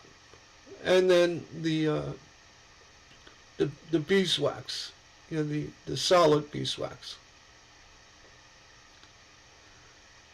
Yeah, that's the thing about shears, if they start getting sticky on you and they're really not working, just take the steel wool and just cut up a little bit of it. Don't go crazy, and I mean, it will probably dull them if you did too much. Or you could get the steel wool in between the blades and kind of move it back and forth, kind of to clean the inside of those double blades that are permanent on the handle. The third blade in the middle, when you pull the shears apart, you can get at them really good. Clean it, sharpen it, do what you got to do. So yeah, been there, done that. And probably I would refurbish my shears probably every 6 months or so. Or wait till they start acting wonky on me. But I don't throw them out. And you want to talk about the advantage of using shears over, say, a double-edged blade, like a razor blade, taped together. It's very limited in what you can do with a double-edged blade.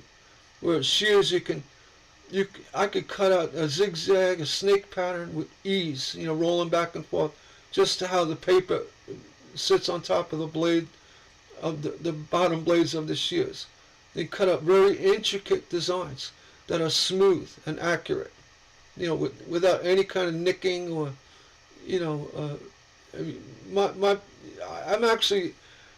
I thought about, I have boxes of patterns of big stained glass windows, all different windows, and I saved the patterns. I sold years ago, probably 20 years now. I sold one pattern with the sheet with one drawing. It was the peacock bath one. It's like 34 by 42, and I said, yeah, maybe somebody wants it. I don't think I'm going to make it again. It's like 1,372 pieces in it for a small window, 32. It was daunting.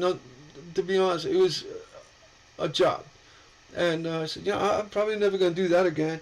And I honor my when I talk to customers and I say, I'm never going to replicate your window. I'm not going to make another one for someone else, which I don't. I make everybody their own design and own unique stained glass window. So I wasn't about to make another one and just try to sell it, because if my customers saw it for sale somewhere, they might freak out a little bit. If you understand that one, which I make it like an unwritten rule not to resell custom stained glass. There's a reason why people are paying what they pay for it, to have a unique one-of-a-kind item. But in the case of that peacock window, I said, you know what? I took a picture of it. I made a video. It's in my YouTube channel. A peacock bath. All the patterns, all cut out, which it took a long time to do. And the drawing, and I sold it on eBay for, I think I got $25 for it. It wasn't worth the 25. It was worth a lot more. But what are you going to sell them for? But my point is, I was thinking about going through some of my stained glass windows that I've made over the years and actually selling them. Laying them out and take a picture. And I may do that. If you think that's something I should do, give me a check. Yeah, Gary, give me a thumbs up. How's that? Just give me a heart. Give me a love thing, and I'll do that. I'll break out a couple. One that I think about is it was the transom window I did, is a Celtic knot transom, and it's a really pretty window. I actually sell the pattern online, but I have the original with the templates ready to go. So if someone wants to make them, they're ready to go and preserved, and they're perfect. So if you think that's something I should do, let me know, because I'm really reserved about doing that. Yeah, it's all on my website, downeaststainedglass.com. You can see, and I'll tell you, the amount of photos you take, probably about 30% or less of your finished work. There's so many windows, and you just never got a picture of. They just come and go. And, a lot of them you take pictures of just to document it. But back years ago, you didn't have the cameras that, you had to break out the tripod, all that stuff. Or, it was installed and you forgot the camera. But you'd love to have taken a nice picture of the installed windows, which we did. We did enough, but we, a lot just slipped through. Yeah, Celtic. I have a lot of Celtic designs. I have this really nice Compass Rose transom too, and I have this really nice. It's a sailboat, a side light, a full-length side light to the side of a door, or a window I did here in eastern North Carolina. Beautiful, sailing ship with the very ornate edging on the border. I don't think I have a picture of it. I know I don't have a picture of it. I would be putting it out there. Oh, let's see. Nancy gave me a heart and a thumbs up. Yeah, I'll do it. I actually thought about it. I was like, I'll just start laying them out and take pictures. Yeah, I'm going to do it, Nancy. You're convinced. Mainly work with lead or copper foil. That's some lead. Mostly lead. I'd say foil is probably around 2%. Maybe 5%. I don't know. But mostly lead. And the thing is, leaded glass, traditionally it's stained glass. It's leaded glass. Stained glass, by term, the terminology is painted glass. It's stained with silver stain. So the generic term stained glass is actually wrong. It's for pictorial painted kill fire silver stains, which I've done quite a bit too. So that's the true stained glass. That leaded glass windows, whether it's bevels or just regular colored glass, it's the right term is leaded glass window. It's lead, and copper foil is just. I mean, people call it the Tiffany technique, but there's a lot more to Tiffany than just copper foil. He actually made his own lead. The plating alone. You see, when I was a kid, I mean, I was fascinated with Tiffany even as a teenager. So we went to the museum in New York City with the Neustadt collection, and they had all the lamps and the windows, and we did a lot of work for Dr. Neustadt, a lot of repair work for, Tiffany lamps, the real Tiffany's that broke, and they knew of us clearly, and they worked with Lillian Nassau and auctioneers, and we were known as back then at Somers, and so going in, they recognized me. I said, oh yeah, I want to look at what they gave me the grand tour. They let me go into the displays and around the back of the windows. I saw the I forget the name of the window, but it's a giant waterfall with the foliage, the trees on both sides, and irises, and very ornate. I mean, 8 foot tall, thereabouts. And what really blew my mind was seeing the layers of plating on the window, and the plating was done with just to capture shadowing of the mountains and the water and this and that, and upwards, I mean, 4 or 5 deep of plating, and it was done with lead and copper foil. There's some areas were of custom milled lead that a lot of people didn't notice, but Tiffany, the studios themselves, they were big furniture makers, and the metal fabricators.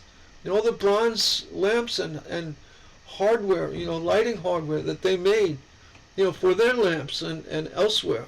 They made doorknobs, in Corona, Queens, and they made their own lead. So lead was like a joke. What, make lead? So they probably had their own, extrusion machines and what have you. Hand drawn extrusion, things. I don't know, like put on a vise and pull the lead through it. I'm sure they did a lot of that. And for the plating, they did. It was like an off-heart lead with a third leaf on it to allow it to buckle under and solder to the piece below it. And I'm looking. I got my face up to it, and look, what the heck is it? And that's not copper foil. That's lead. And some were copper foil. But Tiffany windows, and people say that the copper foil is the Tiffany method. Well, Tiffany was, the windows outweighed the amount of lamps the lamps are made from all the scrap glass from the windows. I mean, not all, but that's how they came about. So what are we going to do with all this glass? So, the women at Tiffany, Clara, right? Driscoll, whatever, I think that's her name. She was in charge of the lamp division, and they would make lamps out of the glass that was, left over from making windows. Very creative, by the way. If you've ever seen a Tiffany lamp, I'm joking, but yeah. So the Tiffany technique, if they say people speak of copper foil, oh, I'm doing it the Tiffany technique. No, not really. You can. I mean, but I guess it's adapted. That's the Tiffany technique. And I don't know. I don't. People say copper foil was invented by Tiffany. I don't know. I really don't know. Back then, in the 1870s era, 1880s, people were so inventive I mean, they were making stuff, and even down to the solder itself. You know, the bismuth in the solder that melted at a lower temperature. You know, I don't think the solder that Tiffany used was anything close to the 6040 we use today. It had a different matrix. I mean, I'm not a chemist. I don't have a lamp to pull it apart and test it. But I know one thing, it was softer. And people, even professionals, they say, give the lamp the shake test to tell if it's a real Tiffany. Well, because the glass would kind of have a little rattle to it because of the softness of the solder. It wasn't because there was no glue on the foil. They say, oh, it rattles because there's no glue. I think it was just a matter of the time it being hung and the stretching of the solder, which caused that little bit of the rattling you hear. And I recall, you know, even looking and handling Tiffany lamps, they were not very strong. I mean, they were strong, but not like the lamps we made. Our lamps were, we had the biggest guy in the shop stand on top of one, you know, for a customer. I was saying earlier, why are your lamps so strong? Well, because we do this. And then so you want to see how strong they are? He went and jumped up on the lamp, and then he said, okay, come here, guy. Took one of the small kids and put him on his shoulders. He stood on top of the lamp. Yeah, Nancy, there's Kathy, who does the barbershop globes. She's really tuned into, they call them the ladies of Tiffany. And there were a good handful, quite a few of them. And there was the one artist that drew most of them. Is it Driscoll? I apologize. I don't have the, you know, I don't recall all names. I'm bad with that. I think it's a Clara. But she also did a lot of the artwork for the Tiffany windows. And then she went and did the lamps, designed a lot of them. And yeah, could you imagine being it back then? You know, doing the glass with heating irons up with whether it's you know, a little oven, a coal oven, or I don't know. Yeah, aren't they? Kathy's amazing. She's the globe lady. Yeah, she does her own slumping and she's got it down. She's very accomplished with those barbershop globes. I admire her greatly for that. And it's mutual. She has one of our original our lamps from back in the day, I think the late 70s, and she found it in an antique shop down by her. She snatched it up. I said, there you go. Yeah. So, yeah. I went way off subject. I knew I was going to do it. Yeah, I'm stuck on this poor lady's window. Let's see, how many? I got, all right, two. I'm good. I don't like to go too quick on these lives. Because anybody's here and you're sitting here this long, I'm gonna give you what you came here for. Yeah, Clara Driscoll, that's it. And the Tiffany girls. Thank you, Luann. Yeah, you know, I hate to say it. I was like, I think it's Clara Driscoll. Yeah, but yeah, you're right. And well, she had an eye for it. I'll tell you. I mean, just looking at some of the designs, the you know, the peonies, and I mean, some of even the simpler ones. You know, the arrowroot, and one of my favorite was the acorn lamp. Very simple. It's an up and down acorn, and it was like a belted acorn, or the belted poinsettias with the double borders, and I mean, some of my most favorite lamps. And actually, my favorite lamp is the curtain border. I'm making fun of myself because that's the one that me and my brother Glenn replicated to the to the original dome shape. The Tiffany dome with more of a, it came out flat from the aperture on the top, and then had a sharp return to the skirt. Not really dramatic. It wasn't a ball. It came out and then down on hard curve along the diamonds, and then straight down the tassels to the curtain border area. And we nailed it. You look at my picture of my opening, and on Facebook, on that main picture, that was me and my brother Glenn. We did that, and that's a one of a kind. It's not from a Warden form, or we made the plaster form, plaster, chicken wire, not cardboard, plywood, and shaped it. We put it on a Lazy Susan, and we just spun it around and sanded it, eyed it up, checked it with a template. It was a lot to do. It was a lot of fabrication of the male form, where you could take, Tiffany, and even we did back in the days of Somers stained glass. We had the solid wood forms that we would have turned out on from a wood maker.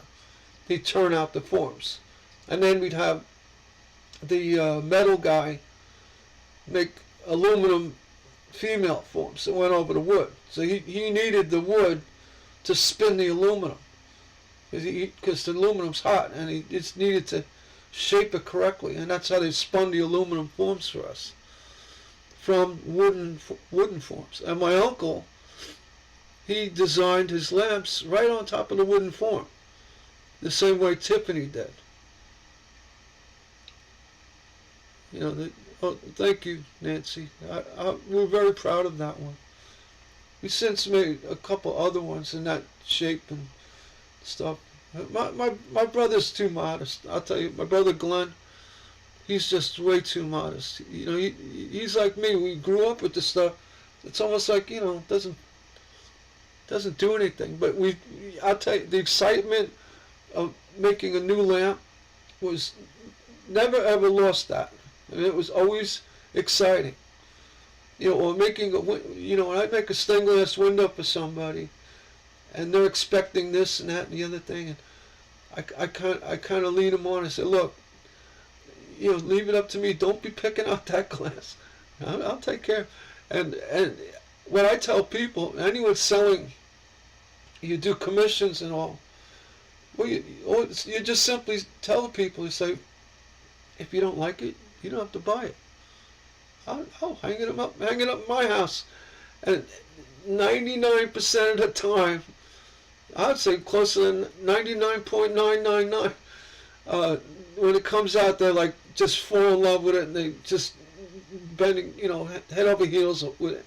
And then you get a reputation of having a good eye for how to combine glass and color.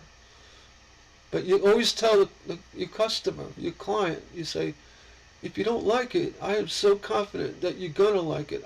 If you don't, I'll buy it back from you. Or you don't have to pay me, I'll give it to you. Something like that. And they hear you say that, and then they're like, okay, go for it. That's it's not a trick. It's the truth. You just say, I know you're going to like it. And if they didn't, 0.001, it's happened. I had customers saying, okay, no problem. You put a price tag on it, and it goes out the door in a couple of weeks or what have you. Yeah, old shop days, and we were actually going around. We made door inserts for a door company called American Eagle Door, and they whoops, I went off the thing. There we go, I'm back. They prided themselves with making solid wood doors, like oak, ash, mahogany, high quality, and thick, heavy. And we were hired out through American Eagle Door to make their leaded glass. for these doors. And it was funny. The names of the designs were after presidents. Like we had the Lincoln, we had the McKinley, we had all the Washington. We had all the names for the doors because it was the American Eagle Door Company out of New Jersey. And these doors, and they actually came to where our studio was and opened up a satellite shop just to pre-hang doors and have the glass. So they were smart. So shipping back and forth from Jersey, we'll just get the unit next to you, 3 down, and start doing it there. Oh, the pre-hanging, when they attaching the frames and all that.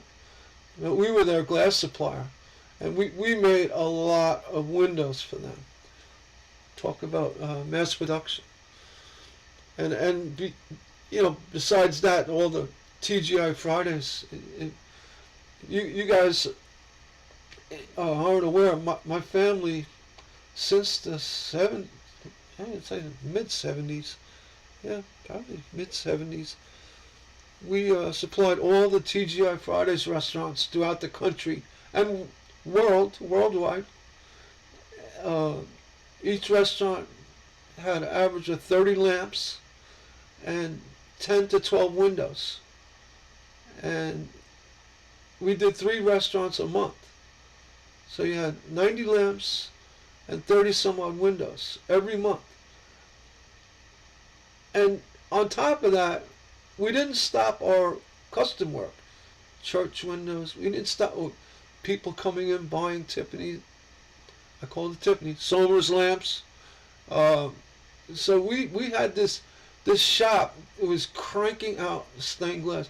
I mean, if I had a video of a week in the shop of the old Somers stained glass, I wish I did. It would. All I have is memories. But if you can imagine, 90 lamps a month, just for Fridays.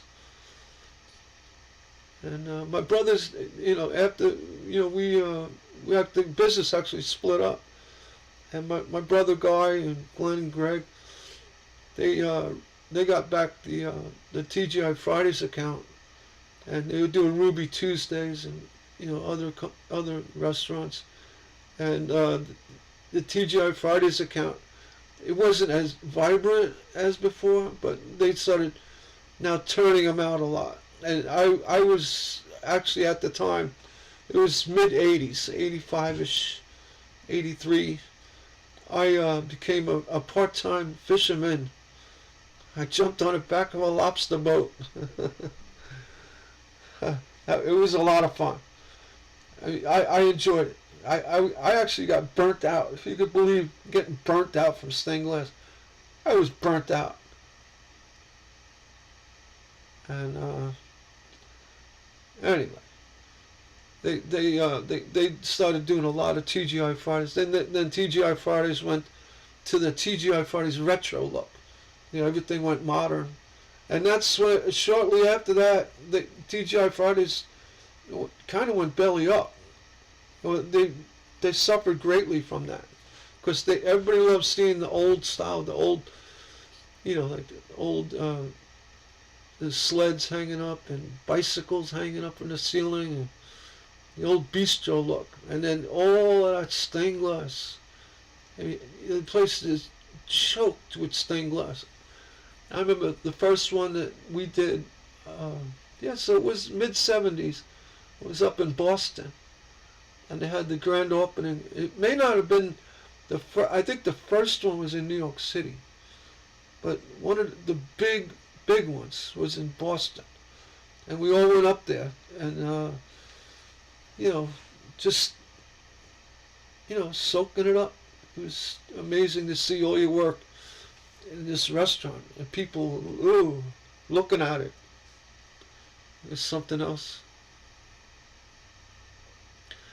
Yeah, Lynn, that's what it was. I mean, I love doing commercial work, and not commercial. I love doing custom work, and the lamps. I mean, though you all right, cut 6 lamps, cut, And it became an assembly line thing. It was just so overwhelming.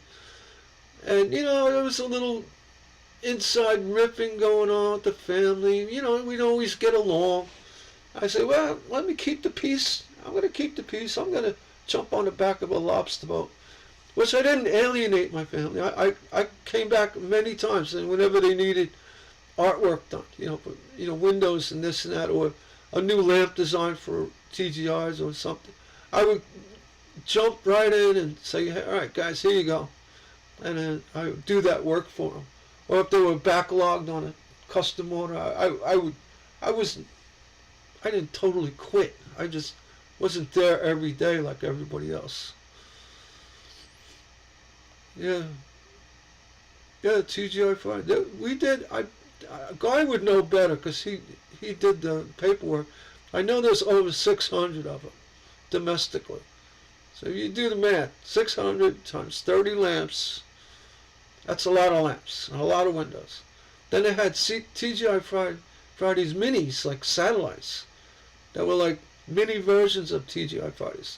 So they only got like 10 lamps and so many windows. Oh, Lynn, good question. TGI Friday, where did they all go? I see a lot of that glass being sold on Marketplace. I see it on eBay. I say, hey, go on, check it out. And one was the back bar ceiling panel. Some guy had two of them. And I was like, oh, geez, that was the first window I ever worked on. I was 16, and the photo of me, I don't know if you've seen it, of me in 1976 doing artwork with my Uncle Ronnie. That was the actual window, was the back bar ceiling. It was 38 by 7 foot. It was a big window. Took up almost the whole bench. But he had two of them side by side. And I'm like, that's a TGI Fridays back bar window, which we made so many. And then the ceilings, if you can imagine, one-piece ceiling panels. We did, they were, one of the really ornate ones, I believe it was 8 feet. Maybe there was one that was even bigger, but it was big ceiling, all one panel. Be very creative trying to solder them and put the bars on. And then we used the 1-inch rebar with holes drilled in for, guy wires to hang them to the rafters of TGI Fridays.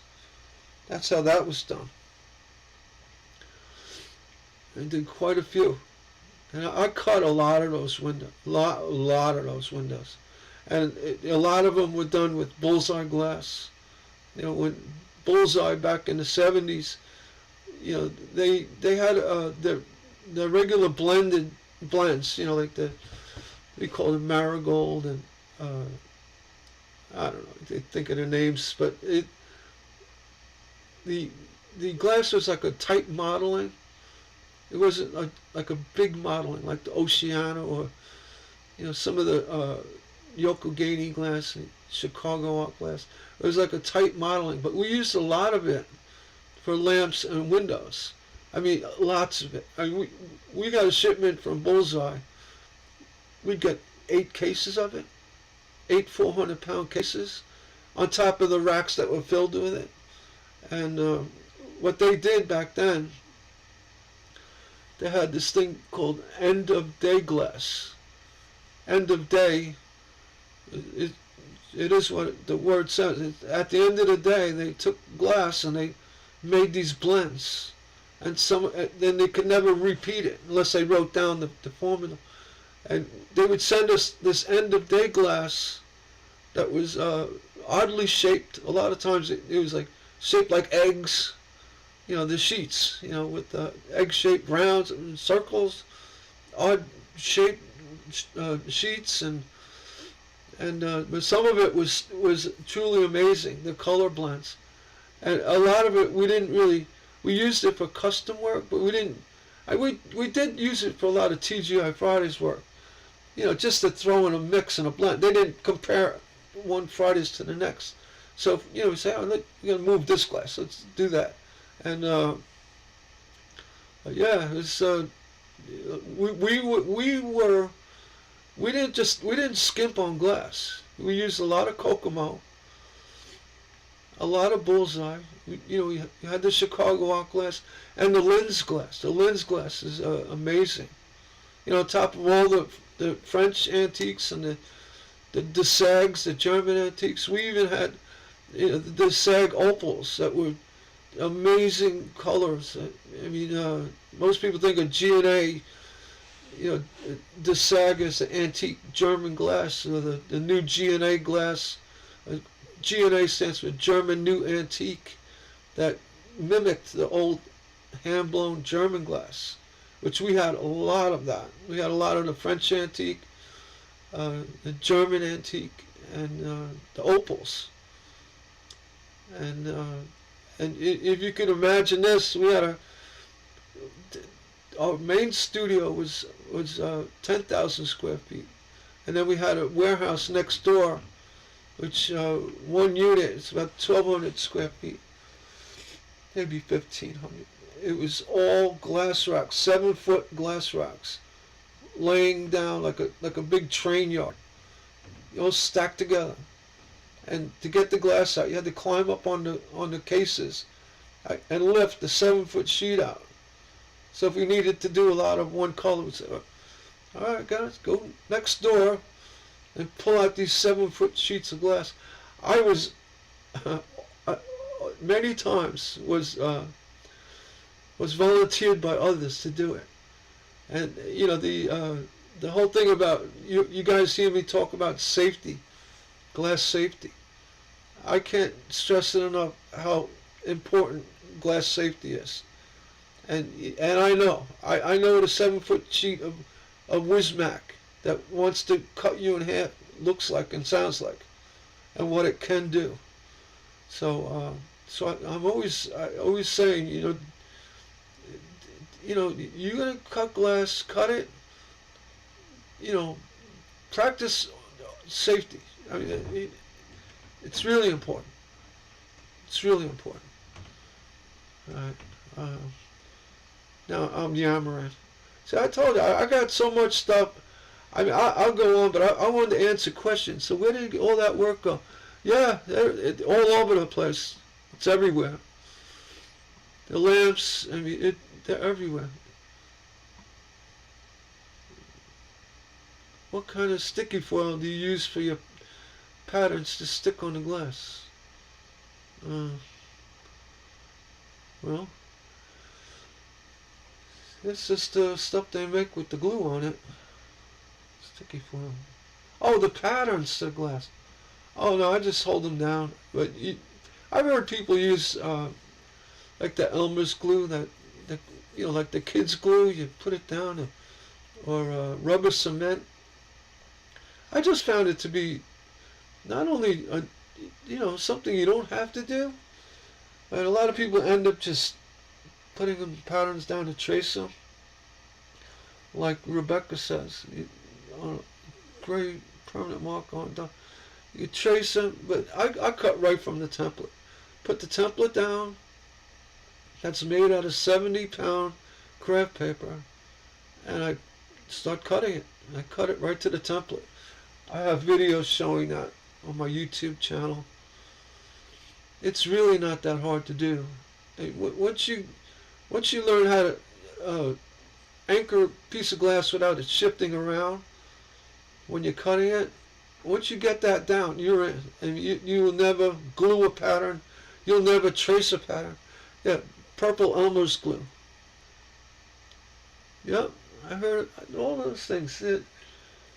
I think that holds it down. You just, but I don't. That's why a lot of people like the Cricuts now, because they got the adhesive paper. Let's see. I'm gonna love it. Someone's loving it. Oh, the dragon. I saw that. Very nice. Yeah. So, yeah, more questions for another day. I think I'm in it to 2 hours now. Someone needs spring stained glass. I can see the notifications below the screen here. But, Anyway, this is kind of neat. I like answering questions right out because, you know what they say, one thing leads to another, and if it kind of uh, parlays to the original question, or endorses the point somewhat, and kind of puts clarity on it, that's the whole reason for this live question and answer. And my promise is, guys, I would never just give you a half-assed answer. I would never do it. What you get, I'm going to answer the question as good as I can, as thorough as I can, and I'm going to give you more than you asked. That's because I get chatty. Let's see. Lynn's, a lot of us print patterns out of our home ringers. I think she meant printers. Paper is really not the type you can you cut that glue and go. Oh, you know what? If you're going to use your home printer, I would strongly recommend to get some, cardstock. It comes in 90 pound. And there's different qualities of cardstock. There's also a 70 pound, which I did get, and I am really shocked. I have it right here. It's from Amazon, but it's a better paper. I could actually see that working really well. I did use it for patterns, and yeah, you want to. Let me see if I can grab the name of it. I have it right here.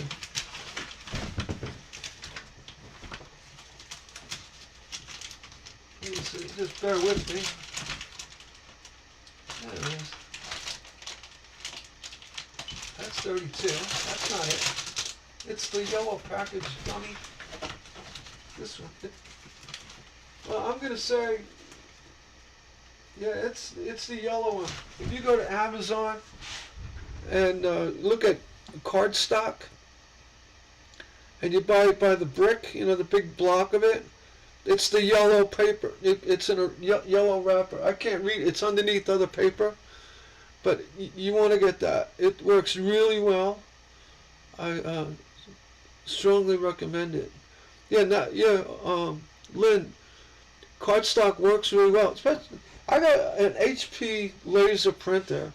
This printer, and I think I paid $70 for it. And the cartridges are like $12 each. I'll go a year on one cartridge, and I print a lot. I print a lot of shipping labels, and I print a lot. And with the inkjet printer, what you can do when you're doing, if you say you're going to do stained glass drawing, patterns, you can actually print up something. Tone down the print, like the exposure of it, so it prints later. And with a good pink eraser, you can erase the ink. It's almost like carbon, like a carbon paper. Which that, from an earlier discussion about the pattern shears, you don't want to use graphite. You don't want to use carbon paper, that blue carbon paper, because that gums up your shears, and you can't erase it. It smears. I mean, it's nice for layout drawings and all that, but if you want to, use regular graphite paper. It comes in like 2 by 3 foot sheets, and the graphite paper is the transfers are erasable. So if say you're doing artwork and you want to erase something, you could erase it substantially, enough to where it's gone. And the same thing with the laser printer, the HP printer. You could actually erase it. I found that out by accident one day. I was doing some artwork. I said, you know what, let me print it up, let me define the lines, make it cleaner and all that. I said, oh, I didn't want that there. So I tried to erase it, and it erased. Like, oh, wow. So, yeah. Oh, I got to run too. Yeah, Nancy, thanks for stopping in. My cat is climbing the screen outside. I got to get her. And I didn't want it to go that long, but it is what it is. But it's a typical live broadcast from me. I like to do 2 hours, 2 to 2.5 hours. It's like a movie, and get through everything. And there again, there's more. There's so much more. Uh, Next time I'm going to announce it a little more leeway time. Let everybody get their questions ready. But if you do have any good questions you want to throw them my way, I'm here. I'm here for you. And if I go off subject a little bit, so I apologize. I hope I'm not boring anybody. I try to stay on subject. I don't want to talk about cooking pasta, which I could. You're welcome, Lynn. Thank you for stopping in. I appreciate your company. And Nancy, let me see if I can read it. I'm blurry from reading this computer. Let's see. Nancy, thanks for stopping. Lynn, Nancy, Luann, and everybody else who stopped in. I appreciate your company. And look for more stained glass Q&A. And you're gonna get the full gambit, the real deal. A lot of stuff, and stuff I told you or we talked about. A lot of it is not known, or it is known but rarely discussed. And I'm not bloating myself or whatever. But these things that you spend so many years in this business, and you pick up these little things along the way, especially with the history. Everything my grandfather from the 1800s gave to my father and my uncle was passed down. There's so much more. I mean, I can't even get into the beeswax and the easels. The glass easels with beeswax and cold painting. I didn't even talk about that. But there's so much more. And I'm going to say goodbye, everybody, and thanks again for your ear and your time and your company. I really do appreciate it. Take care.